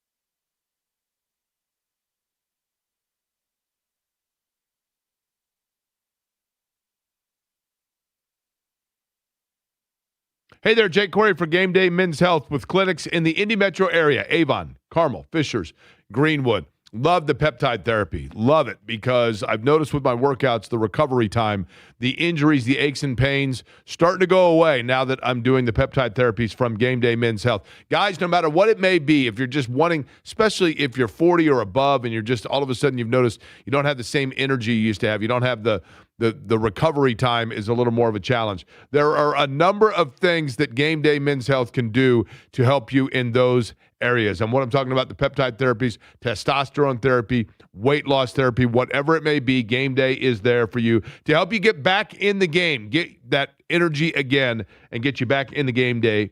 In the game. Game Day Men's Health is there for you. Clinics again in Indianapolis metropolitan area, Avon, Carmel, Fishers, and Greenwood. And don't forget FDA-approved pharmacies that you're working with. They're great folks. They're quick, efficient, friendly, sports-oriented as well. Find a clinic near you. Find a consultation time. GameDayMen'sHealth.com. That's GameDayMen'sHealth.com.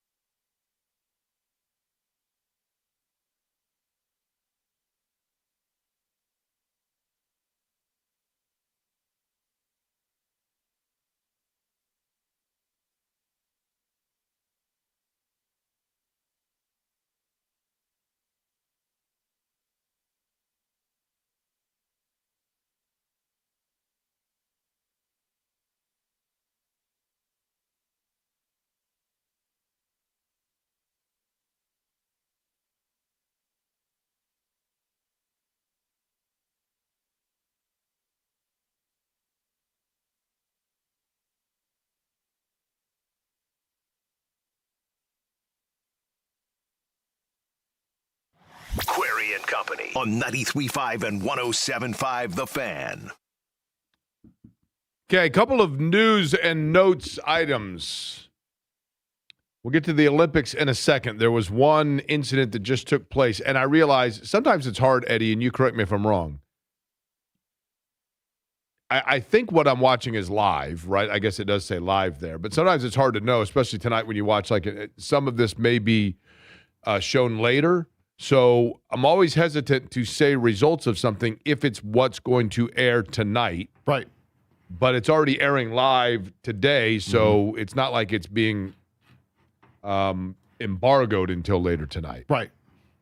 Having said that, I'll get you up to speed on a couple of things, but let's begin with the Pacers injury report for tonight. Eddie, we're going to do this in trivia form, as we do from time to time. We always make that fun. Okay. I would like for you to tell me, aside from the obvious, which would be Tyrese Halliburton and Obi Toppin, tell me the number of players that would be listed as out for tonight's game with the Wizards. 7 o'clock tip, 6:30 pregame on this station. So, outside of the obvious, are we including Johnny Furphy, Ivica Zubac, and Pascal Siakam? Because we already knew that going into... We didn't know that about Siakam. We assumed it, didn't know it.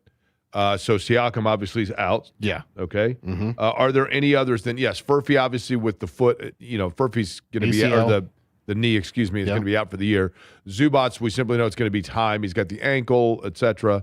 And then we obviously know about Toppin and Tyrese Halliburton. So how many other players? One player's out. I'm going to say that player out. We can do the ding buzz rule here. I will say that T.J. McConnell is out tonight. Okay, so T.J. McConnell is playing. Nope. We don't know if he's out or if he's playing. So he's questionable. So would then that be? He's questionable, right? Yes. Okay. So do we go crickets for questionable? Yeah, we could do that. Okay, so how many are listed as questionable then? 3 total. You've already got one with McConnell. Okay, I'm going to say that Aaron Nesmith is questionable. Okay. I will say that Andrew Nimhart is out. Okay, go ahead and hit me with the rest. The player that is out is Aaron Nesmith with a right ankle sprain. Okay. Andrew Nimhart is doubtful, lower back injury management. Okay. Micah Potter, questionable, left ankle sprain. Cam Jones, questionable, lower back soreness. McConnell, questionable, right hamstring soreness. Okay. So, again, take for that what you will, right? In the Olympics, Nick Gepper, I believe this is taking place right now. If you are wanting to watch the Olympics tonight and you are bypassing the Indiana-Purdue game, I hate to say, don't turn your radio away, but I guess turn it down. I'm not giving any big-time stuff here, but two things of note. First off, it is insane to watch freestyle skiing, which basically is like a half pipe but on skis. And I do feel bad for, and I know that people are going to, give me grief here, okay? But Nick Gepper is performing right now. He had qualified for the finals here in his event today, and he is going right now. He is the lone Indiana representative in the Winter Olympics in Milan. Hunter Hess is the athlete in, I believe, freestyle skiing that kind of put the microscope on himself when he was asked. He didn't volunteer it, but he was asked questions in the press conference when all of the athletes arrived. They got a little bit political. There was response to it from very high places, and therefore, there was a lot of pressure on him. And he did earlier today in his performance, and this is not unique to him, I will say that, but in the freestyle skiing thing where you're going up and you're doing tricks in the air and then landing, he did have I don't know what you would call it, a wipeout, I guess, but like every third skier does. It's remarkable. Eddie, I think this would be the freestyle skiing when you're on skis. It's one thing to be on a snowboard going up, but when you've got two skis and you're going high in the air and twirling and doing all of the aerodynamic gymnastics, if you will, and then you got to land on two skis and go right back down again. I mean, how long would it take you to learn how to do that? A long time. Would you ever? I mean, I think in order for me to learn it, I'd probably have to, obviously be out there and doing it, but I would have to fall or suffer or, keep falling down or something. I don't know how. All right, well, I got to figure this out because I'm tired of falling. I don't know how. Can you imagine how strong? And I know that the boots are set up in certain ways, but the overall ankle and ligament strength you would have to withstand the constant, just the way you're landing and contorting, all of it is amazing. It's amazing.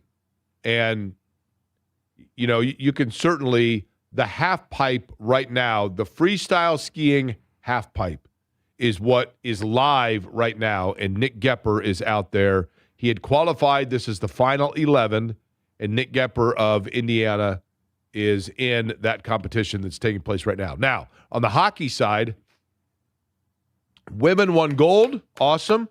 The men in hockey That are. game was fantastic What's that? yesterday. That gold medal match for It was. USA against Canada was awesome. And there is the possibility that USA and Canada will be the men's gold medal match. That's because there is still an obstacle to go for the United States. They face Slovakia. The Canadians have advanced to the gold medal. They earlier defeated Finland. And so they are in the gold medal game. They will await now and see whether or not it is the United States that they're playing. I'm looking out the window here. Yeah. J&V's out hugging people.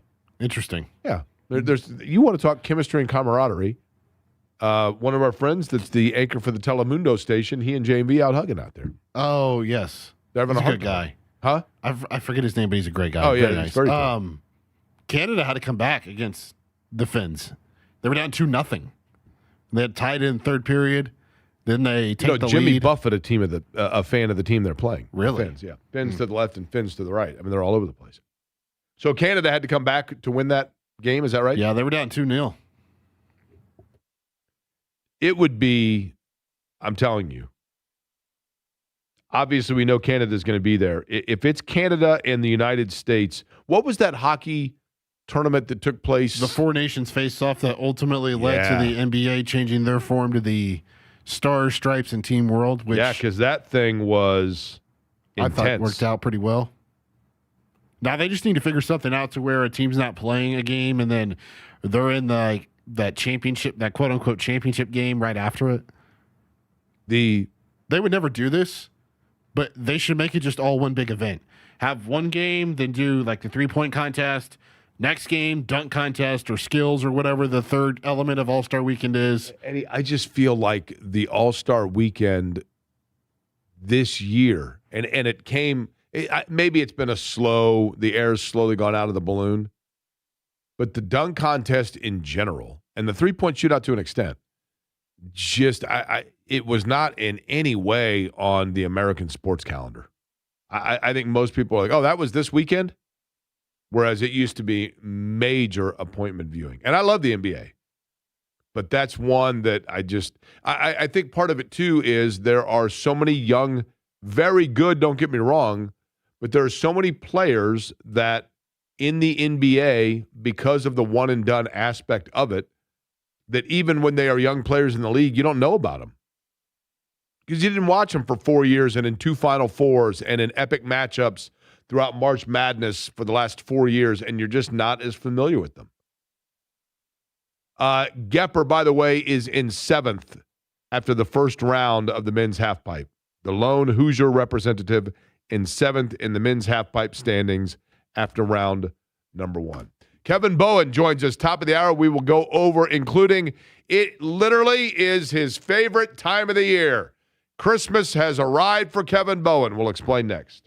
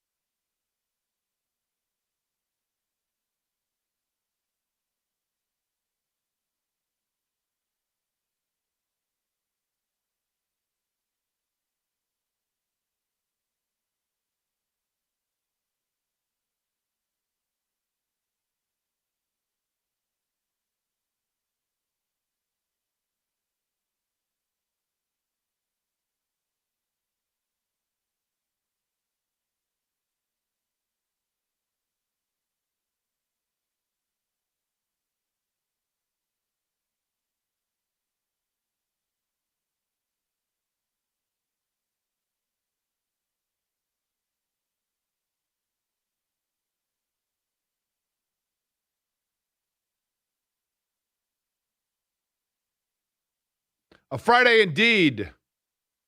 It's hard to believe, by the way. When did the Olympics close on Sunday? Is that right? Sunday evening closing ceremonies? Is it this week or next week? I think it's this, isn't it? Because the hockey finals, I believe the men's hockey game would be the last event. And I saw people like, this is ridiculous. They should have planned it for prime time. And I'm like, yeah, man, like it's in a 6-hour time difference here. Yeah, you're right. They end on the 22nd. Yeah. So things are winding down, and that includes the men's half-pipe final that is taking place right now. Nick Gepper of the Lawrenceburg area of Indiana is in that right now and is participating. Speed skating was earlier today. That is still upcoming for men later. I realize a lot of this probably will air tonight on television. Men's curling taking place, the bronze medal game. What happened with that Canadian that was cussing people out? Do we know? Yeah, I don't know. I don't know if he got banned or what. He was pushing the stone, right? Yeah, he was illegally touching the stone. You can't do that past a certain point. And these curling people, let me tell you, they take it serious. Oh, yeah. You know, I'll bet you Kevin Bowen's curled. The barbell? Probably. He joins us now on the Java House Cold Brew Coffee guest line. Of course, you hear him on the morning show each and every morning at 7 a.m. along with Jeff Rickard and James Boyd. Kevin, there is a curling club of Central Indiana that was kind enough to have me out a couple of years ago, and it really was fun. Have you ever curled? Wow, I'm jealous. No, I've never curled in my life. Where was this? East Side? No, we actually went to, and it was, honestly, it was super cool. Went to the Coliseum and did it at the Coliseum, and it was, the hardest part about it is when you have to wear like a special kind of shoe, but I was really nervous when you are the one that releases the stone. You have to kind of glide on the ice a little bit, and that you kind of push off, and that takes some getting used to. And then once you release the stone, and I think most are aware of this now because curling has become kind of the sport that is known because everybody likes to make fun of its obscurity, and so therefore everybody knows about it. But you get the broom guy and gal, and let me ask you this, Kevin. I'm going to put you on the spot. Do you know what exactly the job or strategy of the broom person is? To try and speed it up, right? Correct. Or slow it down. Directionally. Correct. Yeah, or curl it. Look at Eddie. Look at the big brain on Eddie to curl it. That's probably right. Now, I am curious about this. So you did it, you said, at the Coliseum. So just obviously whatever, Indy Fuel's home rink there at the time. Are there any actual curling places in the city of Indianapolis? Like literally you knock on the door and you're like, welcome to our curling studio. I think there's one in Fishers. I think it is in Fishers now, yes. The Circle City Curling Club. And now that I think about it, it might have been, you know what, Kevin, I might have misspoken. We may have gone to the Carmel Ice Stadium. I'm pretty certain we were at the Coliseum. It was like about 5 years ago. And I'm pretty sure we're at the Coliseum. Open skate back in the day, the Bowen brothers. Yeah, I mean, Carmel Ice Stadium was a big deal there for a long time. Kevin, do you have afternoon plans tomorrow? Afternoon plan. We got like a huge Notre Dame game. Notre Dame, Pittsburgh. Yeah, you guys coming over? What time is that? 2. Oh, never mind. I was going to say, well, at the Circle City Curling Club, they have a course for learn how to curl at noon tomorrow. Wow. Noon until 2. Can you imagine if I told Maddie, yeah, you got the kids for a couple hours here? I'm going to go learn how to curl up there. By the way, better known as Quattro C, right? The Circle City Curling Club. Isn't that right? Where is that, Eddie, taking place tomorrow? The Circle City Curling Club. I know, but where is that located?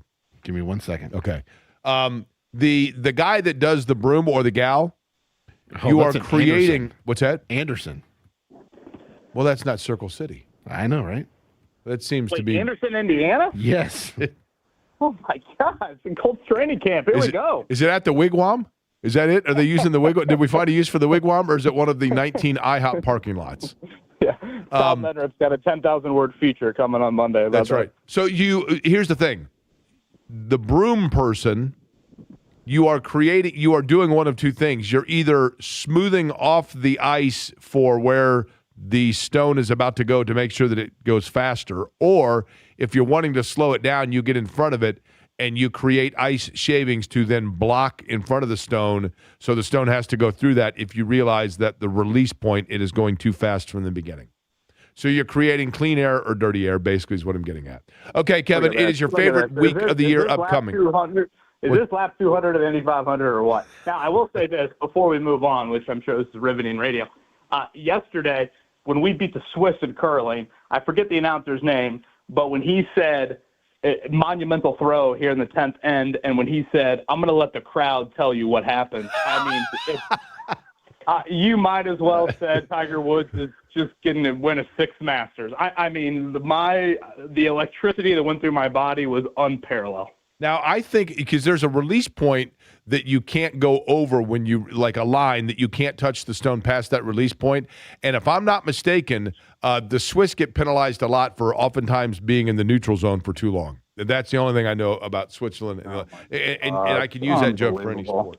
Okay, so Kevin, the Combine upcoming, give us a lowdown here, first off, of just kind of the overall schedule of the NFL Combine and when it arrives. Yeah, I do think we're still awaiting maybe official schedule, but assuming it follows kind of what we've had in past years. I think last year Ballard and Steichen talked on Tuesday, so I believe head coaches and GMs usually talk Tuesday or Wednesday next week. Prospects get to town then, and then they work out on the final day. Basically, they're here for 4 days, kind of on a 4-day sequence. They divide them up into, I think it's 3 or 4 groups of players. Obviously, you want pass catchers and quarterbacks to be here at the same time, et cetera, et cetera. So I think for Fernando Mendoza, for example, I want to say he meets the media on Friday, and then quarterbacks, I think, throw Saturday. I think they want to have that as much in the primetime window. Obviously, Mendoza has already said he's not going to throw, but, yeah, players will start to get to Indy coming up this weekend, and I know we'll be down there doing some shows, so. Yeah, I think that covers kind of the basic schedule. I don't mean to undercut what it is that's going to be one of the primary points of discussion on this radio station for the next week, but I'm curious of this, Kevin, flippancy aside.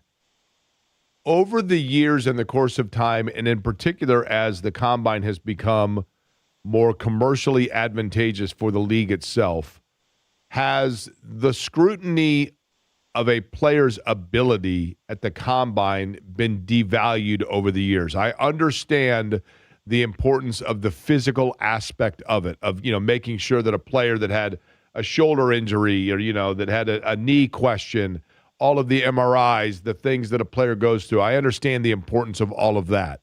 But have we seen less focus on the analysis of how well a guy moves, cuts, lifts, etc.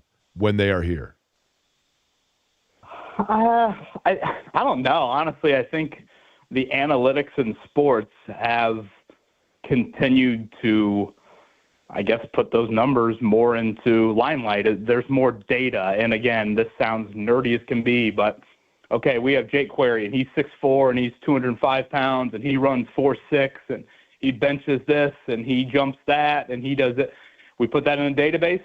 We find the like-minded profiles of him over the 30-some years of Combine data we have, and that player hits at a X percentage standpoint. And now that's one more data point.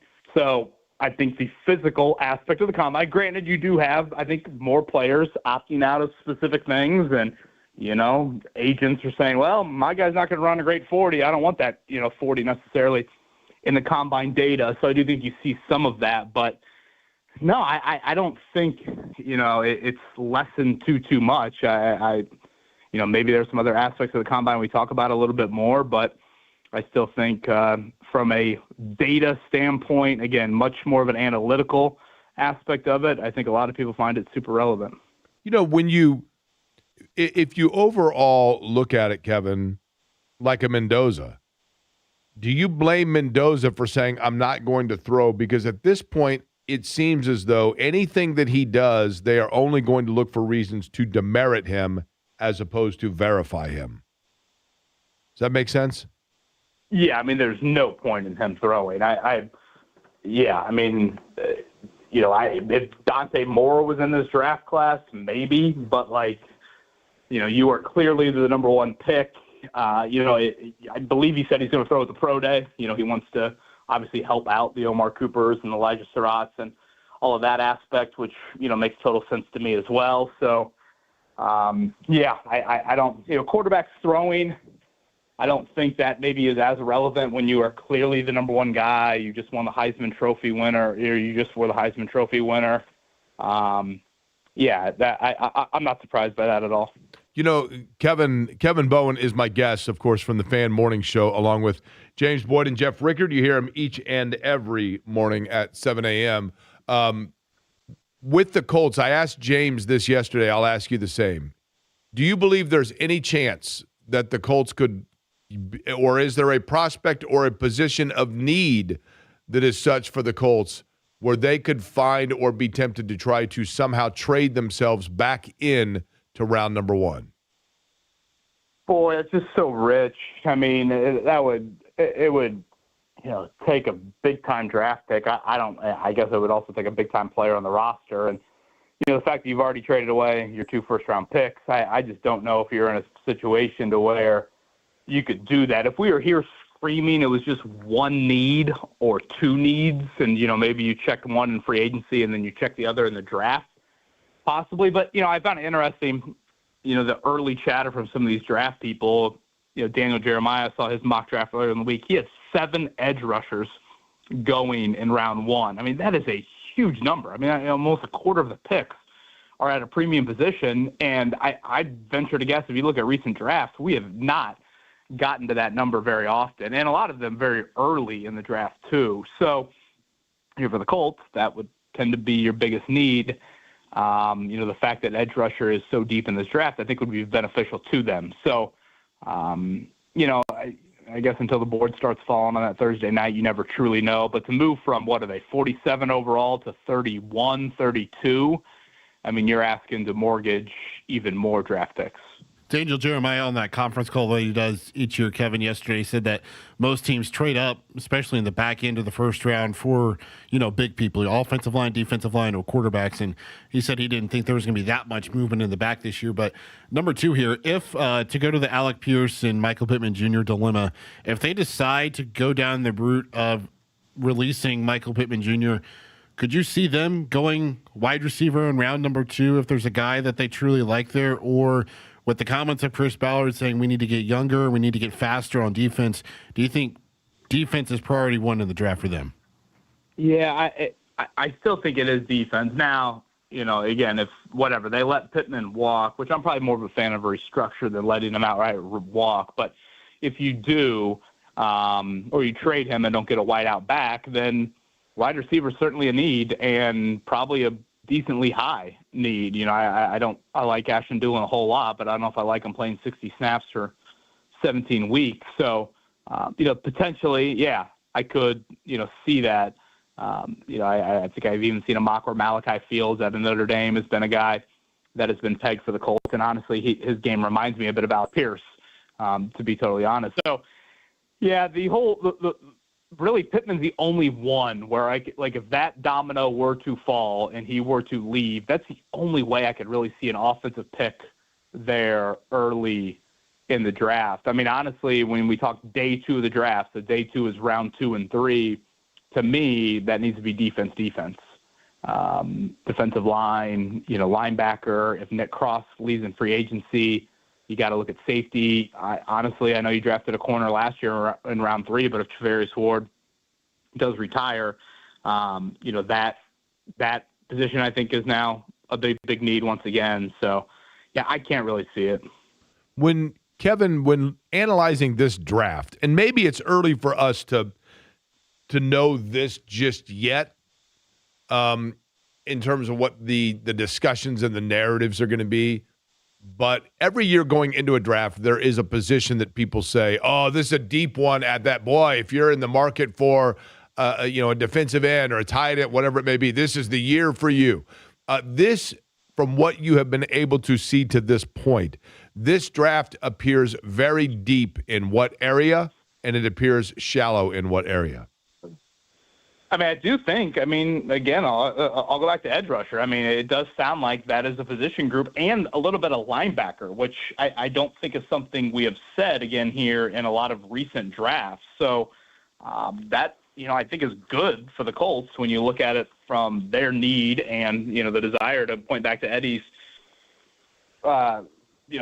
Chris Ballard quotes of, wanting to get younger. As far as where it's a little bit more shallow, I do think quarterback, honestly. I found it interesting. I was listening to Dane Brugler the other day, the NFL draft analyst for The Athletic, and he said that he feels like, and I hope I'm quoting him correctly here, he feels like if Arch Manning would have declared that he could have challenged Mendoza for the number one pick, which is, boy, you want to talk about a wild debate of, Heisman Trophy winner production versus – I guess I know we watched Arch play football for a year, but, certainly mostly on potential and last name, from an entertainment value, that would be quite something if NFL teams really would have debated that as much as Brugler says they would have. But, quarterback seems like a really, especially Trinidad Chambliss getting a 6th year, that seems to be a really weak draft. So, again, we'll learn more next week, but it does seem like a pretty good draft for the Colts' needs.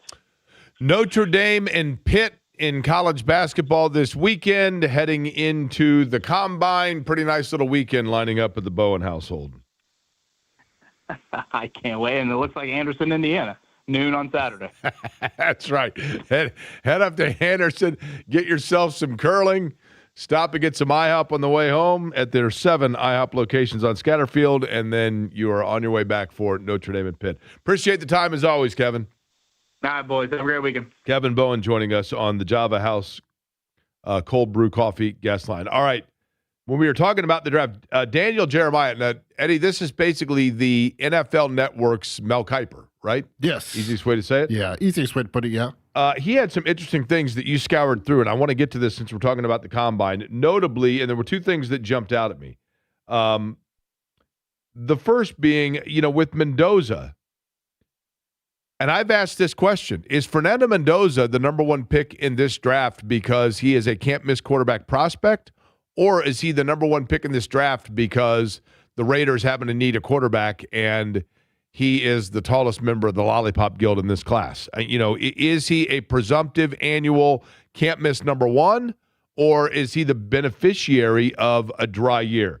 Daniel Jeremiah on ranking Mendoza in comparison to other draft classes before. Comparing Mendoza with the Bryce Young, C.J. Stroud draft, I would have him, just off of the college grade, just a tick above those guys for me. So I would place Mendoza over him. I would put him behind, the group we had a couple years ago, those top 3 guys. For me, it was Caleb 1, it was May 2, Jaden Daniels 3. He would slot in behind those guys. But I think he's excellent. I think he's ready to go. He's incredibly tough. The stuff with him, I know talking to people early on, it was the Indiana offense and it's RPOs, the ball's out, it's back shoulders and not much else. And then you go through and study him and you watch all the 3rd and 7+ throws that he makes and tight windows and hanging in and taking big shots and showing his toughness. And then you look at him in the red zone and you look at him in key moments in big games, and I don't really know how you could have too much of a concern there. So I think he's an excellent player, and that's where I, kind of had him evaluated through the process. Okay, that's Daniel Jeremiah, NFL Network, talking about Mendoza. Now, as for the Colts themselves and specifically there, the big question mark is going to be, number 1 is quarterback, and I think we know now that Daniel Jones – we clearly know that from the Colts standpoint, Daniel Jones is their guy. Now, the question is that love as reciprocated back? It would be in Daniel Jones' best interest to be a little coy on that, right, from a financial standpoint. But Alec Pierce is the other one. If you franchise to Alec Pierce, you're going to pay him $28 million, roughly. And that's about what his market value is going to be anyway. So you may just go ahead and franchise tag him to make sure that you're not losing him if you're confident that you can sign Daniel Jones. Tagging Daniel Jones is going to cost you $47 million. You're going to overpay in that situation, but then you can continue to negotiate. That's something that the Colts are going to have to figure out. if for some reason with Alec Pierce, if they were to lose him, if they were not able to tag him, whatever it may be, then could you find a replacement for Alec Pierce within the draft? All of those things talked about here by Daniel Jeremiah. I think Pierce, and just talking to teams, I think he'll have a robust market if he were to get out of the building.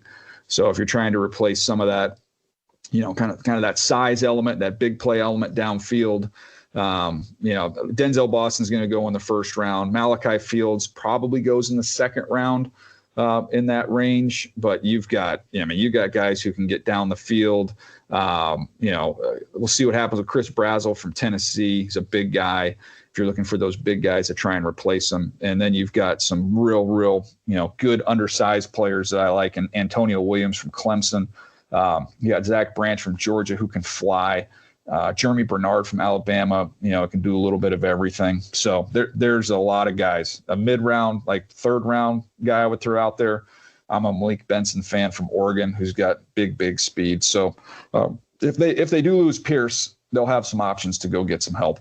Okay, now, is Omar Cooper Jr. one of those options? A local kid, played really well for Indiana. He had that catch. He had the catch of the year in college football against Penn State. And I'm not going to say late developer, but maybe it was Mendoza that awakened it a little bit. But let's hear about where Omar Cooper Jr. may slot in terms of this draft. I tweeted out the other day, he's like the Ramsiest receiver, like meant as a compliment of someone who's just incredibly tough and strong. They like to use the term being grounded through the catch, like your cleats are in the ground. You catch everything on the run. You have confidence in your hand. You're not leaving your feet and corralling the ball with your body, which gives you an opportunity to do some things with it after the catch. He's got a really strong lower body. And everybody's going to, highlight the game winner against Penn State and the incredible catch. I saw a catch against Illinois in the middle of the field where he got drilled, where I thought was even more impressive than that game winner. And then all the stuff you hear about him, from a character standpoint, is elite, off the charts. That's a pretty good review. He loves Omar Cooper Jr. He loves him. Like, he's been very high on him on social media, as he illuminated there. And that question, Jake, there was somebody from Cincinnati asked about a potential slot receiver that could, go over there and help out the Bengals. And that was the guy he went to. He said he'd be running up as soon as if he was on the clock, if he was Cincinnati, to turn in the card with Omar Cooper Jr.'s name on it. The how big is Cooper? What's he listed at? Is he 6 foot 6'1"? He is 6'1", 185. I'll tell you what, though, his, ideally 6 foot 201. Ideally, you always hear, I want somebody that's 6'4" as my primary. And again, I don't know that anybody would be taking Cooper Jr. as a primary receiver, but clearly the Penn State catch, the body control on that play was remarkable. The presence of mind and the instinct and the toe tap was remarkable. To me, the thing that was the most remarkable on that play, when you really look at a photo of that, is how high he got off the field. It's incredible. His leaping ability, his ability to get into the air, and yeah, I mean, your job is to go out and run a route and catch a pass, not to be in a high jump competition. But if you have concern that a guy's 2 inches too short or whatever else, and it's like, yeah, but he's got a 42-inch vertical. Okay, that helps. Great athlete, no question about it. It is a Friday. It is a Franciscan Health Feel Good, Good for the Heart Friday. And today's story takes place just about 18 blocks north of where I'm sitting right now. You may not know where I'm sitting right now, and so therefore you're thinking to yourself, well, where would that be? Stick around a couple minutes and I'll tell you.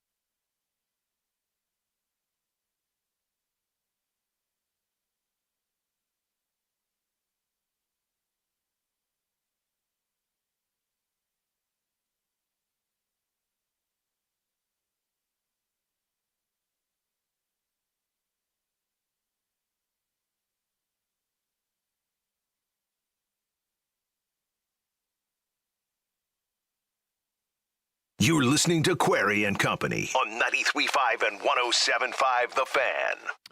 I have discussed the school that I'm going to mention shortly before, but when it comes to the heart, I guess you would say it's one that's close to mine, as close as one can peripherally be to an extent. But it is a Friday, bottom of the hour. That means it is time for a Franciscan Health Feel Good, Good for the Heart Friday. And, you know, we told you a couple of weeks ago about the importance for women in particular and being aware of heart disease when it comes to women. I think that we, for whatever reason, as a society or culture, we think of heart disease, heart attacks, heart risk being a man thing. But unfortunately, still a leading cause of death for women as well. Symptoms are a little bit different. That's why it's so important for women. But for men or women, either one, the first step towards a healthy heart is to get that heart scan. Just $49 from Franciscan Health. And Franciscan Health, of course, is number one in Indiana for cardiology by Health Grades, number one in Indiana for interventional coronary care and major cardiac surgery by CareChecks. All of the scores are telling you, yes, Franciscan is the place when it comes to heart health.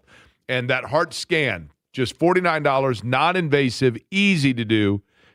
And with it comes, I was just telling somebody the other day, 2 ways to basically clog a garden hose. One is to get sediment that just builds inside that hose repeatedly and just builds it up. And before you know it, you got like hardened sediment inside that hose and the water's barely trickling out. The other is to, shove a golf ball right into the middle of the garden hose. The second is a blood clot. That's what I had. The first could be an accumulation of plaque and calcium that is building up inside of the heart, and that's what the heart scan can find out. And so you get not just a score of where your heart stands and that health, but you also get a heart health risk assessment with it. So you then get the roadmap, the outlook, the guideline book for what to do for your heart. And that's everything you get for just $49 with the heart scan from Franciscan Health. FranciscanHealth.org/screening bundles is the website. You can always just Google Franciscan Health Heart Scan. FranciscanHealth.org/screening bundles or call 833-238-0688. That's 833-238-0688. So our story begins today with that of a couple of things that I and all of you knew growing up in Indiana. Basketball is pretty big around here, and it always has been. Hoosier hysteria. And Hoosier hysteria facilitates and is probably a big part of why we in Indiana have a pride about our high schools. There are a lot of reasons why one would be proud of their school, but the basketball tournament going back all the way to yesteryear to now is something that gets people excited about their school. And when I was a kid growing up, I saw in my mom this unbelievable pride she had for her high school. And I think many people would tell you that Shortridge High School has as rich and as significant a history in this town as any school. Attucks has a great history, as we've talked about before, with not just their basketball accomplishment of being the first undefeated high school state champion in Indiana in basketball, but also being the first African-American school state champion in any sport in the United States.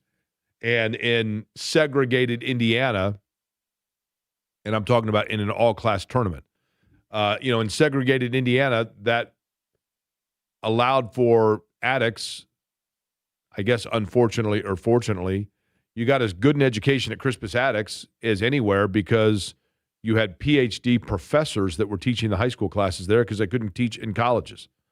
An embarrassing and dark part of our state's history, but truth nonetheless. But Attucks, a fabulous school and a huge part of who we are. So too was Shortridge, a school that produced Dick Lugar, a school that produced Kurt Vonnegut, a school that produced Dan Wakefield, a school that produced the Daily Echo, a daily student newspaper, which is incredible, and a beautiful building right there on North Meridian. And my mom, when I was a kid, I remember my mom being so thrilled with her 20-year high school class reunion, and then shortly after, Shortridge closed.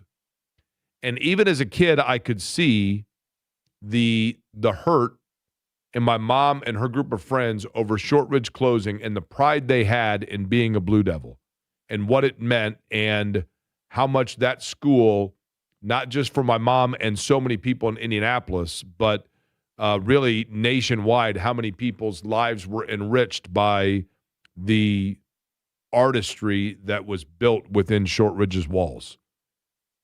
And I have also seen since then, over the course of time, and Shortridge has obviously come back as a high school and then as a middle school and then been closed again.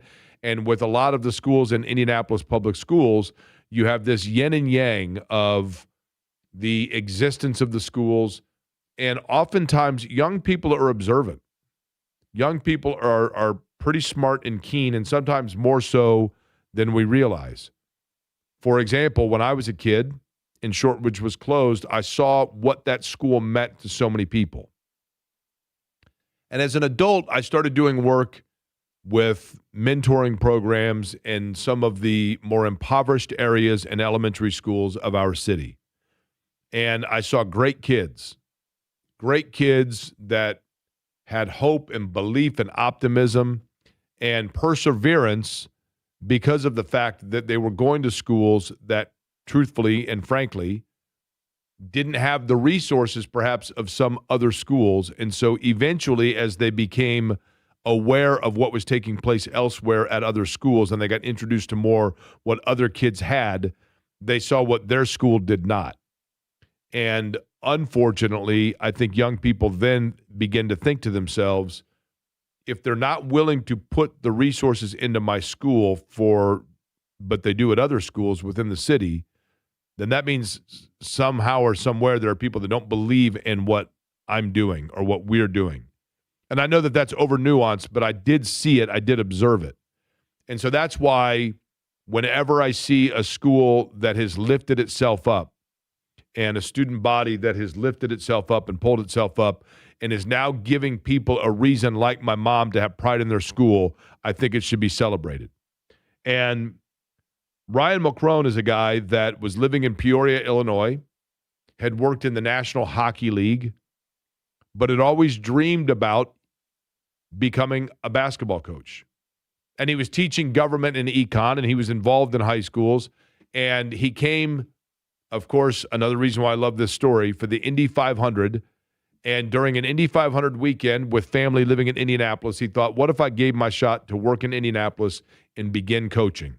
And that's how it came to be that he became the coach of the resurgent high school of Shortridge High School and the Blue Devils. And so a team that had players, many of which had transferred from other high schools. Again, Shortridge, a school that high school, middle school, it's been a high school now for a number of years again, but you're building something there and you're getting kids to believe in it. And of course, now with select schools where kids can go anywhere, and the enrollment down at a number of schools and transfers. But Shortridge was able to build itself a basketball team behind Elijah Wilson, who's one of the leading scorers in the area.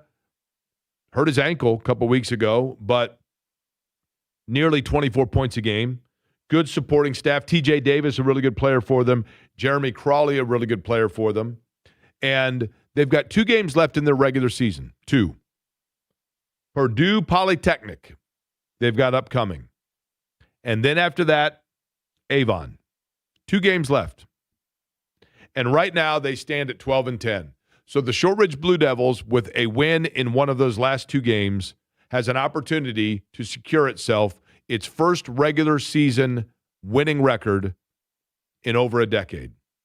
And that doesn't seem like much. Why is this guy on the radio talking about a team that can go 13-11? It's because of what it represents. It represents a group of players, a coach that, in the coaching standpoint, a coach that simply had a dream and a vision. I'd like to coach high school basketball someday. Players that played elsewhere but saw Shortridge and said, that might be an opportunity for me.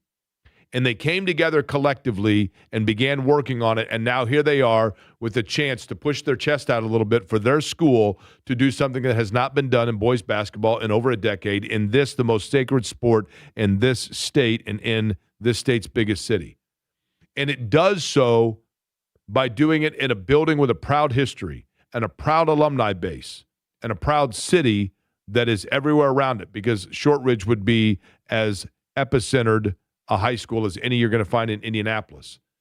But it also has within its walls, a lot of kids that went to schools or came up in backgrounds where they began to question whether or not people believed in them the way they believed in themselves.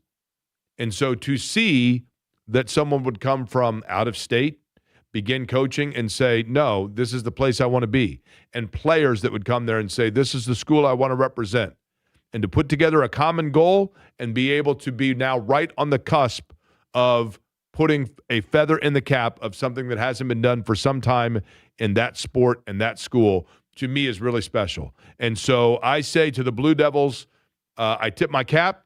I hope, and it doesn't matter, they could go 500 and go 12-12. Either way, it's a victory. It's a victory with a fine player in Elijah Wilson coming off an ankle injury heading into the postseason, and a chance for them to be over 500. All of it, I say, kudos and congratulations, because IPS has had its struggles, and public schools in general have had their struggles. And this city for so many years has taken so much pride in the way that we've educated our young people, and Shortridge for so long was the bell cow of that source of pride. And I think it's fabulous that we have another thing to cheer and celebrate about for that school. And I think all of those players, all of those students, and the faculty at Shortridge should be proud of exactly that. Made my heart feel good when I saw that story. Your heart can also feel good after you get that heart scan, just $49 from Franciscan Health. Again, franciscanhealth.org/screening bundles is the website. Franciscan #1 and Heart Health. We'll come back, put a tie on all of it. It is the crossover upcoming with JMV, brought to you by the good guys at Love Heating and Air. Love-HVAC.com is the website. 317-353-2141 is the telephone number. Over 100 years of service here in Central Indiana for Love Heating and Air. We'll come back, do the crossover coming up at about 10 with JMV here on The Fan.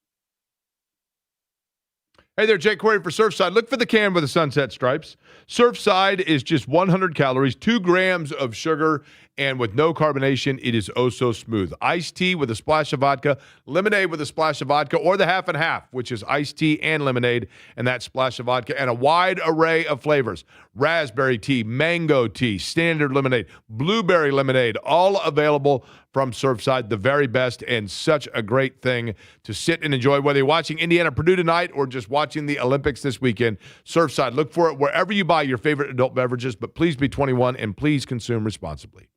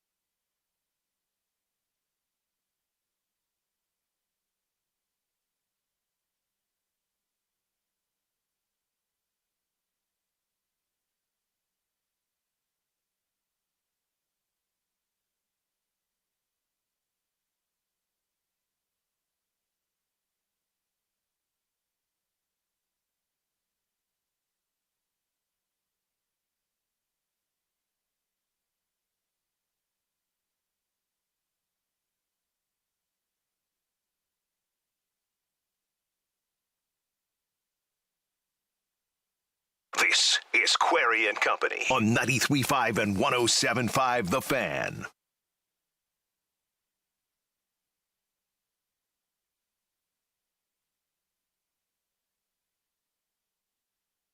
Now, this is, hold on.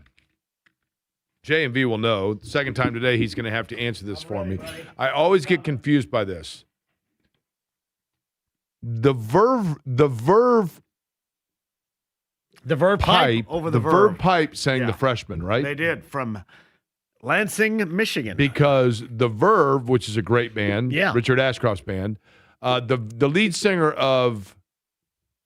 Now hold on, let me get. Who sings this? Closing Time. Who's this? Semisonic. That's right. I knew that. So the Verve pipe and the Verve, the lead singer of the Verve pipe on his Twitter account says, "I'm not the Bittersweet Symphony guy." Right. Because that's the Verve, right? They Which would is a probably great song. rather be Correct. even with the funds lost because Correct. they sampled the Rolling Stones and didn't get paid for it. You know what they supposedly?